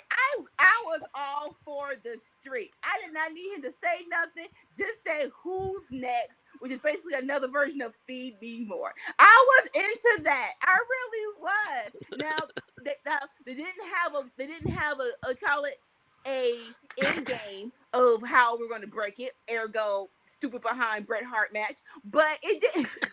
But I was into it. When he won all. I will say this. My favorite WCW match is him versus Goldberg for the title. I loved it. I was into it. I can't dispute that he might be overrated, but like I'll say this. That might have been WCW's best creative ever. Cause like you took this, you're like, all right, look, you can't wrestle for 10 minutes. So what we're gonna do is we're gonna get the aura that you are a crazy machine, and we're just gonna let you go through people. Not anybody top, but just go through people. Like, so I'll give it up to WCW creative because that was probably the best thing they ever did. It was. I don't know. What do y'all think about Goldberg, Sammy? You already said what you feel about Goldberg. Sammy, got any comments on Goldberg? I don't disagree. At all. All right. Well, then we can move right along. Sammy, who you got number one? Oh, hold up. Pause. Oh, sorry. CM's got to go number two. That's right. My number two. Ooh, he was so close to being number one, and then that bullshit came out. Number two is with his very punchable face, punk ass Phillip Brooks. He continues to whine and moan, and I would say bitch, but bitches are tough. So he continues to whine and moan and hold his little balls because he can't be a tough guy. And so him. And I'm gonna drop the same promo every single thing, and I'm gonna leave and take my ball home. And I'm gonna tell people to come fight me. And then I'm gonna let him come through the door and not even pay attention and hit somebody else's punchable face. I can't argue with that. He was number 6 on my list. He just got worked out by some guys that I feel like got that don't work as good as the ring. I think he works a little bit better in the ring than some of the other guys I picked, but he was in my list. He was number 6 for sure. Pipe bomb is overrated. The pipe bomb is overrated, no doubt. CM Punk as a promo is overrated. There were moments that he was really good, but the pipe bomb has become extremely overrated because, to be quite honest and to be quite fair, Cody's response to the pipe bomb was to actually go out and do it. He walked away from wrestling, Phillip. Hold up. Phillip walked away from wrestling. Phillip then could have gone back to Ring of Honor, New Japan, Impact. He could have gone to a host of places, and instead, he chose to stay at home and whine about this. He was sick. He needed to go somewhere he could get better for 7 years. And I get my period every month, and it hurts. Next. I'll say this. His real life stuff has crippled his career. I will say this. His real life stuff is who he is. He has always been an ancient person. The only reason that we didn't hear about it is because Kofi was behind the scenes and everyone loves Kofi. So they gave him an air of grace. This man he is straight edge, but instead of drugs, he replaced it with women. I'm still on him. Now that you say that, I'm thinking about it. Like, what do we do with Punk? Nobody likes him. Nobody wants to be around him. Oh, what about Kofi? Kofi gets along with everybody. He's got to be in the top 5 most likable guys, right? Right. And part of the reason Kofi got some of the pushes that he did was thanks to Punk ass Phillip for going to bat for him. So I'll give him some credit. However, Punk ass Phillip had opportunities to do what he shot that promo on. And what did he do? Nothing. He sat at home. He did MMA. He wrote badly. Other stuff. You have the opportunity to go wrestle. You have the opportunity to find your smile again. And what Why? I don't even. I don't even what he said. That wasn't even what he said. Someone else said that, and it was true. We ain't gonna say Oh, that. girl, just wait. Just wait. Give it about 5 more minutes. You're gonna be real mad. You're gonna be real bad. Oh, so, you know, I would like to replace my number 4 with CM Punk. Okay. We got Ash, got Goldberg at number 2. I've been convinced he's in the top 5. Yeah. Take the Hardys out. CM Punk's my number 4. All right. Okay. Thank you. I'll take that because that means I'll be wealthy. Thank you. All right, we ready for number 1s? Yep. Go ahead, Sammy, go ahead. Well, mine's been mentioned before, but maybe somebody else has them in their number 1 spot too. I'm talking about Goldberg. Yeah. Again, I'll say this about CM Punk and Goldberg. If their careers would have just stopped at year 2013 or stopped when he came back and beat Brock, and that was it, would it be in a better light? Because with Goldberg, I like he was cool, and then them Saudi matches, man, like leave the memories alone.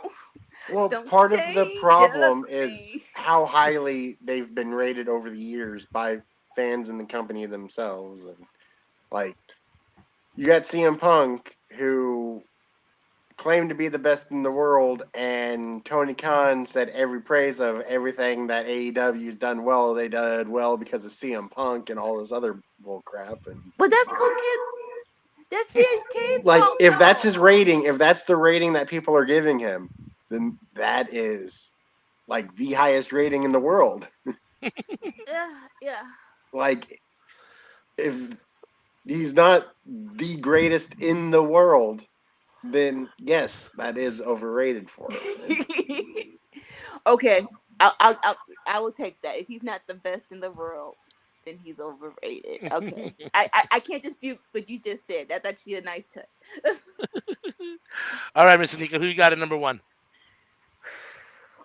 All right. So you already said his name, but Okay. I just have more to say about why he's number 1. Okay. Ooh. Brock freaking Lesnar. And then you know what? I'll preface it. I will preface it. Brock Lesnar. You know what? I'm not going to preface it because it ties all together. It ties all freaking together. I was going to say 2003 Brock was okay because he was doing more movesets. But you know what? If y'all weren't pushing him that hard, I wouldn't have gotten 2014 Brock. So you know what? Freak that push because when he came back and all he was doing was giving multiple suplexes, and that was all. I'm like, okay, dude, I saw you 2003. You were doing more than this. I know you were scared about the whole shooting stars press, but you don't have to do that. But just do more. It was like, come on, boo boo. And I was hoping you were about to say Del Rio. No, I was there for WrestleMania 30, man.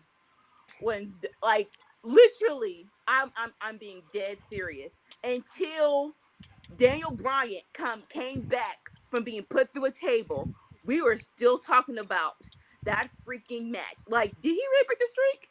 He didn't break the streak. Did he go down to 3?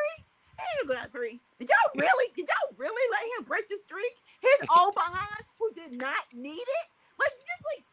It was mind-boggling. Like that was probably the worst decision in WrestleMania history. And then we're gonna fast forward to this. I don't know what he is in real life, but kayfabe, he's a freaking racist. Because why the hell fat would who signed up on him beating Kofi Kingston in 30 seconds? Right. And y'all thought, yeah, not y'all. I'm just pointing at the air. But y'all thought that was gonna be okay. 30 seconds.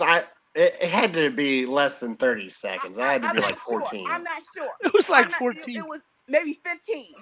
But like for real though, you know what? It wasn't even me. I'm not even mad about Kofi losing. Right? I can accept that in my brain. But for you to even give Kofi a chance, not even give Kofi a rematch, we just gonna squash him and blah, you done. You over. And then, like, all right, that's just one incident. No, it's not. So Big E wins the title. But day one, you want to give it to Brock Lesnar again. And then it's 4 people in the match. It's 4. But for some reason, y'all said, let's pin the champion. Let's pin Big E.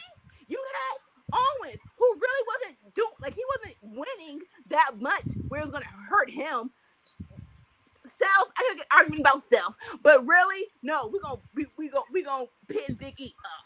Okay, now we're gonna go to Brock Lesnar, and as soon as I'm like, all right, this is just in my mind. No, Bobby Lashley has the U.S. title, and guess who comes back? Because hey, a black man champion, you can't have that. Brock Lesnar, we haven't seen him since SummerSlam. Why the hell fetch you back? You didn't even say. You just said, hey, Bobby, you ain't champ no more. F5, that's it. It was, and then like put a side race. You gonna have him beat AJ Styles for no good reason. You had him beat Daniel Bryan for no good reason. You had him beat Samoa Joe for no good reason. And then he has the nerve to get on freaking interview and say, I don't understand why no one's being pushed. Because you keep burying people. What are you talking about? Oh my God. One thing I would like to say about that Kofi match. Sorry. Last thing, I'm gonna let you talk. The bloodline storyline was the best thing going. No matter who, I the Finn Balor match, I can dispute him versus John Cena. John Cena was giving him that rub, but no, the bloodline almost went down the freaking hill because hey, we have no one else. Let's put them in the freaking Brock Lesnar vortex and have them freaking rolling around in this thing for the next 6 months. How the hell that? Did you have me watch Roman versus Brock? Oh my God! Like that was 5 matches too many. And it really feels like they were doing it 3 times a year from 2015 to now. So yes, he is overrated. I do not give him the freaking belt. I am tired of this fool, and you better thank God I'm a Christian because there's been so many freaking cuss words in this promo. How long till we get Roman versus Brock again? Oh my fucking Don't lord! even stay in the atmosphere, Sammy. Don't even put it in the atmosphere. It's done. It's gonna happen a few times. I really hope with H's it doesn't happen again. I really hope Triple H understands you can't do it again. You can't. At least wait don't wait ever. years, You can't do it again. No. You can't do it again. No. You cannot do it again. You have exhausted. Talk to me in 2026. You have exhausted it. You have exhausted this. Do not do it any freaking more. 2 months. That's 2 months? I give it. You give it 2 months? I give it 2023. Do this no more. All right, so I'll go. My number 1 is the same as my number 1 punchable face. Hulk Hogan is the most overrated wrestler of all time. He just is. I mean, the guy had the belt for 35 years, undefeated. Not undefeated, but you know what I'm saying. We all know why he's the number 1 overrated wrestler. I don't need to exhaust all the reasons why. He just is. Terrence from Tampa is the most overrated wrestler of all time. Quick thing I wanted to say about Brock Lesnar, though. Yeah, that Kofi match, when that was happening, I was like, oh, there's 10 minutes left to the show. This might actually be a pretty good match. Nope. And then the other 5 minutes was for Cain Velasquez, who got hurt, and you saw him in 1 match, and didn't even do it. Yep. Nope. I agree. Brock, Goldberg, and Hogan were all 1A, 1B for me. It was hard to choose who was 1, 2, and 3. They're all basically the most overrated wrestlers of all time, in my opinion. Brock's not in my top 5, but I got Del Rio. Yeah. All right, TM, who's your number one? One moment. I already know who it's going to be, and I'm going to be fucking pissed. I already know. Anika, you're going to be pissed too. You know this, right? I'm getting ready. I'm getting All ready. right. I'm getting ready. And I don't care. She's putting on her boxing. You see, she's got on her boxing robe. She's ready to throw some blows. Number one is Michael Hickenbottom. Oh my God.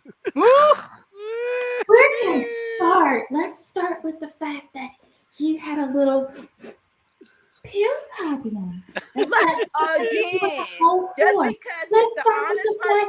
that if he wasn't getting booked properly, he threw a hissy fit and he went to go on his smile because his back hurt so bad. But he was miraculously healed very quickly. Let's talk about the fact that I found God and now I must teach to everyone about finding God. To be fair, to imply that Shawn Michaels might be the only person using cocaine is really cute. Oh, He's man, like, the only Did I say that? That he was the most honest. I'm let you cook. But he was the one that Vince preferred for reasons unknown. He can buy him. Let's talk about the fact that he knowingly pushed a man who had depression deeper in depression by sleeping with his girlfriend and flagging that in his face. What are you talking Let's talk about the fact that the whole Montreal screw job, instead of just owning up to it, he lied about it and then acted like he didn't do anything when it's very obvious that he was. He didn't want to do that. He said he wanted to say he did. Let's talk about the fact that he was upset that Brett didn't have to do flashy moves and didn't have to be particularly the best talker to get over with the fans. So you agree? That Time out. So Generation X. And then what did he do? Let's talk about the fact that he wore those tight little shorts and they just those shorts freaked me out. They were just really tight and he was very little and it just looked very Kmart-ish.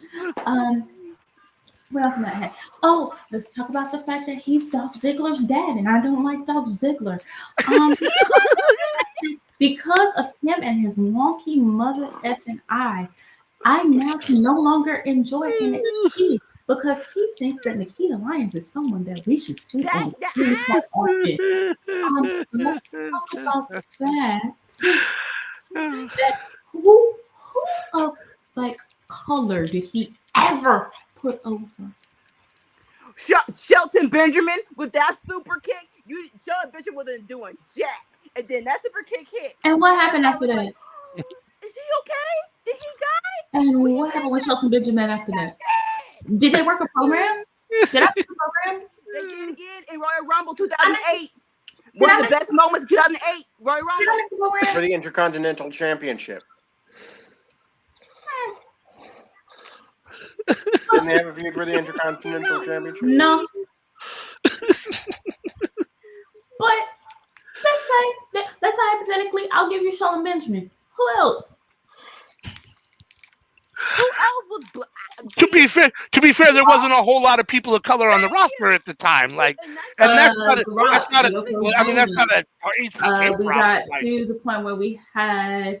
What are we calling of color? Because I can go into a few. We had Crime Time. But let's talk about who's pushing those. Let's talk about Crime Time. But HBK's not deciding. Shizzle my lip. But HBK's not deciding who he's wrestling, right? I mean, Vince is deciding. I'm sorry, but I thought that DX and Crime Time together was hilarious. You cannot say anything. And you have two racist white guys who are known to be racist.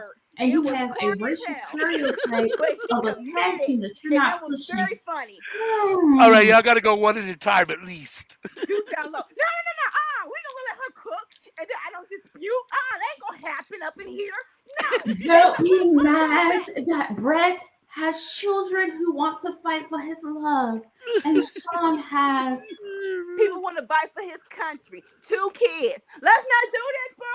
Let's not do this. You know what? Let's do this, okay? Because unlike other people who just want to be and moan in silence, he's a truthful person. So what you see is what you gonna get.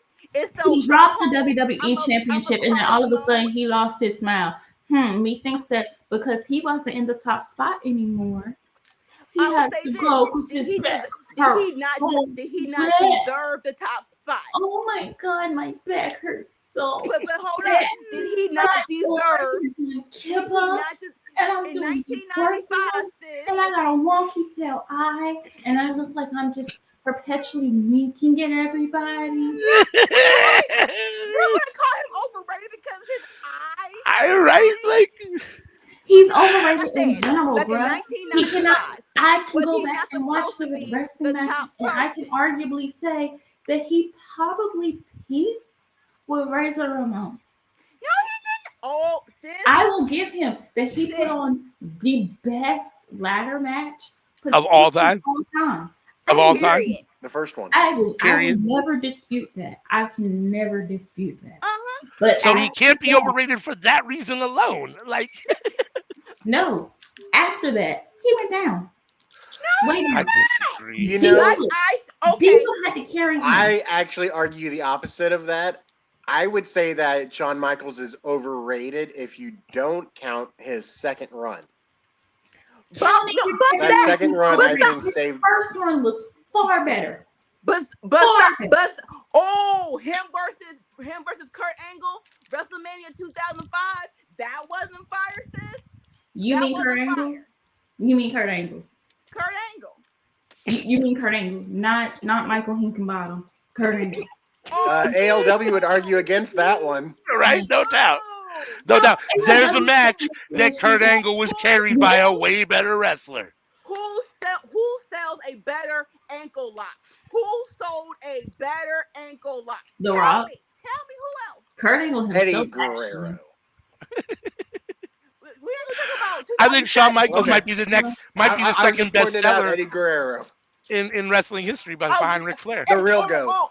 Eddie Guerrero. That's one of the best unknown WrestleMania matches that we did not get. So we're not even gonna go there. Shawn Michaels is the most overrated for me. Yep. He will ever be the most overrated for me. And he was a huge Shawn Michaels fan in the 90s up until honestly a few years ago when I started rewatching his matches because I could not sleep. If you get the opportunity to go through Peacock and look through all of his matches, you're going to love them. You are going versus to Mankind. so talented in the 90s, the Ring 2019, in the 2095 90s, and in the 2000s hit, and it just. I didn't say 2006. I said Stone Cold and him versus 1995. So I got a question. Go ahead. I'll say this: him versus Brett. Who else was a better rivalry for Bret Hart? Nobody. No, that's Bret's greatest rivalry for sure. I'm not talking rivalry. Just match. That match you had with Stone Cold, where they both did the double turn. That is a classic. That was a match. Yes. Owen Hart and Bret Hart had a better rivalry. Also, going back. I see that. I dig it. Also, British Bulldog. Going back to your ranking of Bret at number 2, he wasn't like Owen had the personality. Jim, not really. Jim was another coke fiend, but that's another. So you admit that other coke fiends were living in wrestling. Boss, I never said other coke fiends weren't part of it. I said the coke fiend invents his ear. There's a difference. So did everyone? Michael Hinkenbottom that I had to suffer through Sonny. That and other. That was your point too. No. Because the woman who snatched it was the woman whose vagina it was said that she did not smash Brett. She ain't smash. She ain't gobble. She ain't do none of that. You ain't playing with my son unless you're smashing me. She did I'm that, just saying. Mr. Michael Hinkenbottom, when he was married to wife number 1 and number 2. Oh no, it was wife number 1. It was after Sonny. He was like, it was only one. She was like, she gobbled him. She was like, she gave him all the. I'm like, and he waved that in Chris Candido's face like it was a flag and something to be proud of. Literally though, is overrated and he was, and possibly still is, a horrible person. Between Sonny and Nikita Lyons, that's in and of itself enough. Nikita Lyons, I will dispute because after Rich Pritchard was gone, what is Nikita Lyons push at? She's still on my screen. She was supposed to be beating Mandy, but now she's just doing a tag team match with Kaden and them. When was that match with Kaden Carter and Casey Catanzaro? When was that? It's coming not too long ago. It was coming right. Up. So when that whole hit her on the butt thing with her little shapewear or whatever, yeah. So he didn't tell her the black girl did it by herself. Pause. She is books, and we all know she don't have no personality really outside of that in the ring. Anyway, can we come up with a hold up? Number one, I think we all agree that it's either Brock or Goldberg for number one? Yes, I would agree with that.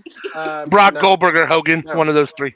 Yeah. Hogan number 1, Goldberg number 2, Lesnar number 3. I wait, can we say 1A, 1B, and 1C? Yeah. I think they're all deserving of number 1. I think they're all deserving.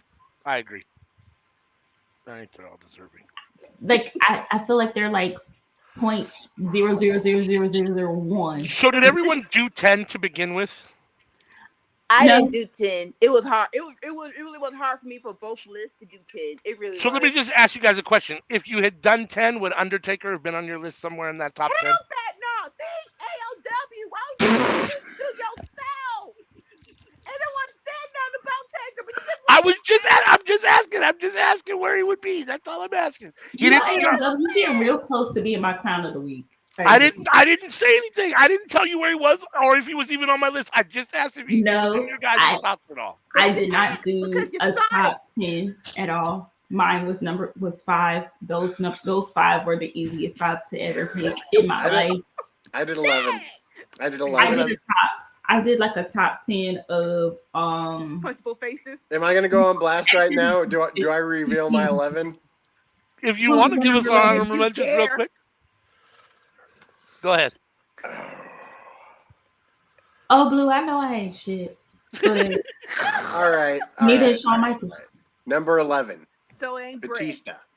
Yeah, he was on my list. He was number 10 for me. Number 10. Drax alone. Brett. No, he wasn't on my list anywhere. Number 9. Taker. Yes, he was on my list. He was number 7. Number 8. Cena. Nope, not on my list. I was thinking about Cena, but I'm like, I'd be objective. I'm like, okay, objectively, even though he was pushed horribly, he did deserve the top spot. Here's the thing about Cena. The thing about Cena is Cena cared. Brock Lesnar, Hulk Hogan, Goldberg, those guys didn't care. Roman Reigns doesn't care that he only does 3 moves. Cena cared about it. He always tried to get better. He always wanted to progress. That's my thing about Cena. Here's the thing is that I like a lot of the people in my top 10 here. I like a lot of them. Like, they're only on the list because they're rated so freaking high. Right, yeah. Number 7 is Lesnar. Yeah. And number 6 was Kevin Nash. Kevin Nash was on my list too. He was number 8. Alone. Big Sexy was on my number 8. Leave Big Sexy alone. Come on now. Talk about limited skill set. But he is man. Look, I'm coming to the West Coast. I'm coming to the West Coast. I mean, he could give a promo. Kevin Nash, great promo. Terrible in-ring worker. Terrible wrestler. It is just because he is so tall and his quads are not that strong, damn it. Like, you should go on the scale before I powerbomb you. That's all I'm gonna say. Go on the scale before I powerbomb you. Make sure you're all right. You know, I would have made it easier on myself and put NWO instead of the 2 of them, but Scott Hall was in it, and so I can't do that because Scott Hall was amazing. I'm about to say, because if you say Razor Ramon, we fighting. I'm coming through the screen. Scott Hall was amazing. That's the only reason NWO ain't on my list. Ash, I don't like her as a person. I don't like her in the ring. I don't like her breathing my air. I don't like her existence. Does that help answer your question? All right. Are we ready for CM's segment, Clown of the Week? Yeah. Let's go ahead and give her the floor. We'll all go ahead and take a back seat and let her do her thing. Oh, my bad. Wrong person. It's supposed to be. Please remember that all views are my own. My clown of the week goes to Maxwell Jacob Freeman. Because MJF, this is like your second or third time getting on Al Gore's internet and, Twitter and tweeting your feelings, which as a person you have a right to do. And yes, Kanye's rant against Jewish people was horrific. It is not something that you should ever say, ever think, ever act on. However, you can compare your struggle without having to mention Black folks. Especially when you say slavery ended in 1865, and it is now documented that conspiracy theorists were actually right. There were still slaves in America up until the 60s. But we don't talk about that. Your in-ring style is great. Your promos are amazing. You are well on your way to being a star. However, leave Black folks out of your shit. We don't have to. Talk about your pain. Talk about what it is to be who you are. Because that is a discussion that is worth far more than anything Kanye West could say. However, you are clown of the week, sir, because you decided that those struggles had to be compared again. Leave Black people out of this mess. And that goes for Sarah Silverman too. Maxwell Jacob Freeman. I'm being nice because all my aggression went out with Shawn Michaels. MJF, if you have to talk about the anti-Semitic things that come towards you as a person and as a character, discuss them. Make people aware of them because people are not aware of them. Be proud of who you are. At the same time, you do not have to compare our history because our histories do not compare. If you really want to get into it, good stuff, please, you can find me. I'm easy to find on Twitter. We can have a whole discussion about it. But what we're not going to do is sit here and compare folks once again. For what?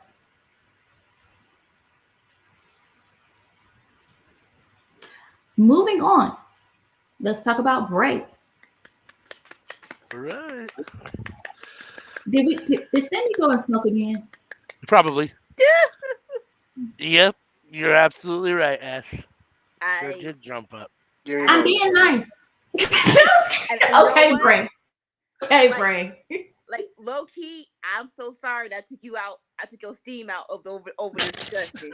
I'm sorry because I didn't know that happened.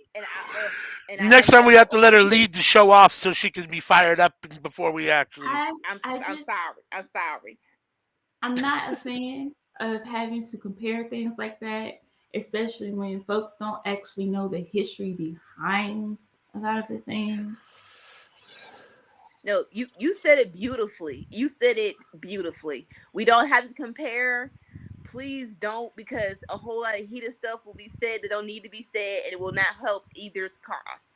So please just. Hey, look, the reality is trauma, right? Like it doesn't. It's not a competition to who's more fucked up, right? Like, let's be honest. I mean, it is what it is, right? Exactly. So yeah, let's move on to the topic of the week. Oh, go ahead. Before we move on to Bray, Ash, it is because as a person, I don't support people who support insurrection, and that could have hurt a lot more people than what it did. There were people who actually died behind that, and there are people who are getting off scot-free who were in the Capitol and committed treason. These folks committed treason, and they're getting away with it. But if a little Black boy walks down the street with this much weed, his life is ruined. In the ring, I think, well, also as a person, ring. She's a very fake person. She lied for a while and said that she was half black. If you go back and look at her stuff with Real Chance of Love, you see there is a profound difference between what she looked like then and what she looks like now. And that's some type of a weird thing that I noticed. In the ring, she's not talented. She's a hack, and she's getting pushes over people who are actually talented. Her whole persona is a character of a black woman, and I'm very tired of who I am as a person being treated as a costume. But Bray returned. But on a better note, moving on on. to Bray Wyatt's return. The one white guy, I haven't heard anybody complain about his dreads. Man, I hate those things. I talk shit about it. I tweeted him. I told my friend when he was God rest his soul, when he saw Bray Wyatt, I told him to tell Bray Wyatt that I would snatch every single one of those things out of his head if I ever saw him. But it fits the swampy, coat, dirty, nasty, character. grimy. So I'm not gonna hate on him to the point. He looks like he would have dreads. Like he just, yeah. His wrench fingers. He wears them well. I don't know too many occasions with wrench fingers. However, I really, really liked how everything played out. How we had the Firefly Funhouse and the cobwebs and the creepiness of it, and just like the people popping up. And I didn't scan the QR codes because I don't trust WWE with any of my information. And that was too much. But I have a question. Is Bray the White Rabbit? Or is it someone else? The White Rabbit might just be an idea. The thing that leads you into the rabbit hole. The thing that lets you know that there's little time left. Yeah, I think the White Rabbit is just like it was in Alice in Wonderland, just like someone leading you down the rabbit hole. Although and it is Funhouse, the Firefly Funhouse is the Wonderland. WR, White Rabbit, Wyndham Rotunda. I mean, I don't know. There's been a lot of conspiracy theories. Or maybe it's not inside the Funhouse anymore. Maybe that's the whole thing. Maybe now it's what lies outside the door. I don't know. He could go so many different ways with it. What if he is the White Rabbit? Like, do we think that this is a faction? Do we think that he is leading others? I think Bray, the cult leader, is fabulous with other people around him, and he's the leader. That I loved the Wyatt family when they came out. Like, honestly, it's like, how do you mess this up? That was the Bray Wyatt press. 2014. Let him beat Cena, and let's go on this crazy behind run, man. Let's go. But even that, oh my gosh! Like Saturday, I could have joined the watch along that had $3. I'm glad I did it because I was so hyped. Like I remember season 2 of NXT. So when it started, I was voting for Curtis Axel every week. But like 3-4 weeks in, I switched my vote and was voting for Husky Harris every week. Like even back in the day, all he had was a baseball cap, but he was rocking it. And he was just like, it was just an aura of, all right, I ain't the one to mess with. I ain't gonna say nothing. You just gonna find out when you get in that ring. He already had it. He already had. Speaking of Curtis Axel, do you think he could be one of the people under one of the masks? I do think that we are going to get a faction. I don't think it's a mystery that we saw all of the characters growing up on full-size men. I think we're going to get a faction. I think the faction, those guys are going to wear those masks and try to bring those characters to life somehow. I'm not sure how. It's very possible Curtis Axel could be one of those guys. I think Bo Dallas is definitely one of those guys. Do you like what Eric Rowan did, where he would wear the mask down to the ring, but when he'd wrestle, he'd take the mask off? Yeah. I don't think you can't wrestle with the mask on, but exactly. wear it down for sure. Brady. It was like it was hard to breathe when he was wrestling. Thank God they changed the mask on him. Yeah. I was not a fan of Fiend Bray, so I'm kind of glad that we appear to have moved on from that. I like Bray Wyatt just as Bray Wyatt. I don't care for the Fiend. I Now, loved the Fiend until Goldberg got involved. we don't Seth even go Rollins. there. Seth Rollins with the red in the ring over the whole match was too much for me. I was just can't fine do with that. it. I saw it like a story, like a movie, and I was able to overlook it. But like I wasn't a fan of it, but like it didn't bother me to the point that I hated it. The only thing about the Bray Wyatt, the Fiend, was that again when Vince wanted to make it spooky, and it wasn't spooky. I loved when he actually had. It was creepy when he had the lantern of his face, and then after I think he lost the match, he was talking to the lantern. He's like, "Shut up, shut up." So basically, he actually split his personality because him losing as the cult leader Bray Wyatt was too much. So that's why he made the Fiend in the Firefly Funhouse, because he had to go someplace else to cope with losing. But that little part of the little part of the cult leader was in. That's why he was like, oh, I be quiet. I don't feel any pain. So like that storyline of the Fiend and Bray Wyatt was priceless. But of course, Vince sees it, and it was like, oh, so you're spooky. So you're going to disappear and there's fire. No, that was not part of the story at all. But okay. What okay. But Bray is no longer going to be hiding inside of his mind. He's not. No funhouse anymore. He has opened the doors and has entered into hell. Why you call it hell? Why you call it And hell? he will revel in himself. I think, like Ash said, I think the Fiend will now be the former Bo Dallas, which makes sense because Bo Dallas, when he came in, was essentially a cult leader too, with the whole believe gimmick. And as you start to see over the years, I don't even know if it's intentional, but you started to see Bo Dallas kind of go little cuckoo. You know, it was my favorite thing though that these two are brothers, and you have one that's a heel that you love, and you got one that's acting like a baby face that you hate. Right. And it's like, what the hell's going on with you two? When I love how it's gonna look. I think that Alexa Bliss will go back to being like Abby. You think Sister Abigail is Alexa Bliss? And I don't mind that. I don't mind it at all because Alexa needs something. And really, it was working until Vince was like, "We're gonna give it to you." No, don't give it to her. Just let her be a part of it. She was cool playing. She lost her mind too. So we're both losing our minds together. I like that. That's all it needed to be. But then it leaves characters like Huskus and Mercy. Like, who could they be? I know. I don't know. There was talk about one of them being Grayson Waller. He was he kind of looked like Grayson Waller a little bit. He had a Grayson Waller outfit on, like, I don't know. Like Joe Gacy. I know we call Joe Gacy Eric a Bray Wyatt light. Yeah. But I wouldn't mind him being the pig. Correct me if I'm wrong. Pig. And then going down the line, let him try to take over the whole group.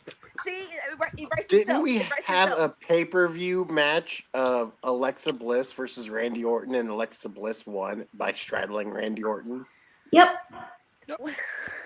Why? Why you just don't mention that a lot. So that's the thing that actually happened. That wasn't a fever dream I had. Nope, could I offer Trent Seven as either Huskus or as Mercy the Buzzard? Interesting. Interesting. I'll be very surprised to see who these people actually are. I think they've done a really good job. You know, even though they had no other way at the time to go. Like, if it had been anybody besides Bray Wyatt, everyone would have flipped out, right? Like, I was kind of interested to see it be somebody else just for the drama. I mean, obviously, we knew it was going to be Bray Wyatt, but just do something crazy just to do it, right? But I do think But I do think that leading up to it, they still did enough to where there was enough ambiguity that you weren't 100% positive. You pretty much knew. And then the return was great. Like when that music hits, he's got the whole world in his hands. I don't care, Undertaker, whatever. It's the creepiest thing in wrestling when that music hits. It's the creepiest thing in like life. Period. It is. It is. Like, it is. It is. 2014, and they had a little boy singing it. I'm like, if he don't win this belt, and let's just go into the hole of creepiness. That was like, come on, man. Yeah. Now everyone else that's tried it feels like they're trying and playing at being creepy. He's legitimately creepy. Like I feel like the same thing happened to Braun Strowman too. Yeah. Like when Braun Strowman was at his hottest. Yeah. He didn't win the title. He won it a couple of years later when people were like, oh, okay. Yeah. That's someone that's overrated that we didn't mention. That is someone that's overrated. I wonder if he's going to be back with Bray Wyatt. Dear God, I hope not. I want him to get fired again. Damn. I didn't see anybody that looked big enough to be Braun Strowman, but who knows? Who knows? Well, I don't know. I don't have good depth perception. Right. And like, I'm not sure, like, I would ask, did they rush this because of the whole September 21st date? Because in my mind, they could have prolonged this a little bit longer. But then on the flip side of it, it's in October. Really? Yeah. You creepy little man. You wanted to debut in October, Halloween month. Mm-hmm. Really? It could also be us trying to figure out like the rest of the time when they may have exposed to that it was Bray Wyatt. They could flip it now to being the members of the faction. Yeah. Which I would argue would be a better reveal because you already kind of know Bray Wyatt. Yeah. And if he keeps Alexa Bliss, you know kind of their like you kind of know a little bit of the dynamic. Bad Bunny. Bring Bad Bunny in as the White Rabbit. Oh my Dear God. Whoever thought that was actually going to happen has to be smoking and snorting the best and purest. Anybody here tell me they're not going to watch Bray Wyatt in a tag team with Bad Bunny? Absolutely not. There is not willingly. All that you want to watch that. I'll watch it because I have to talk about it at some point, but not willingly. I'll read it. All right, that's right. There you go. Just read the cliff notes. All right. Anything else anyone wants to touch on about Bray before we wrap this up? Papa H, you are doing great work now. You're bringing people back that wanted to come back. We have actual wrestling matches on TV now, especially on 3-Hour Raw. Do not screw up Bray Wyatt. Don't your ideas do not matter. Let him do his thing and leave him alone. Also, I just want to point out it is possible that whoever was underneath the masks doesn't matter. Because Retribution happened. Yeah. Where how many of those original people underneath the masks were actually the people who were revealed to be under the masks? Man, honestly, I swore I heard Xavier Woods' voice when they first did the whole invading SmackDown. I thought I heard Xavier Woods' voice. I really thought I did. You may have, but it was a swerve. Yep. No, I'm all for it. I'm interested to see where it goes. If Triple H is smart, he just backs off and lets Bray Wyatt do his thing and kind of decide and lead his own creative path. And if Triple H is good at booking creative, he does that with most of the guys. Any guy that at least has, a decent idea, just, back off and let them kind of do their thing.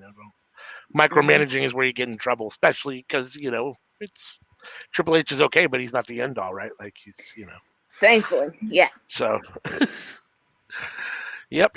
Anyone else got anything else before we wrap up this? Don't forget to tune in on Friday to Rampage. Watch along with us. Friday Rampage watch along as always. So we'll be back next Tuesday for another Dynamite. episode. Cookout. Yep, tomorrow is Dynamite. It should be a good show. They're gonna be in Canada. Scissor me. Ooh, that's a good crowd. Yep. That's a good crowd. It's gonna be fun. They're gonna be popping for daddy ass. No doubt. No doubt. No doubt. Did you do that Get it popping? intentionally? Did you do that intentionally?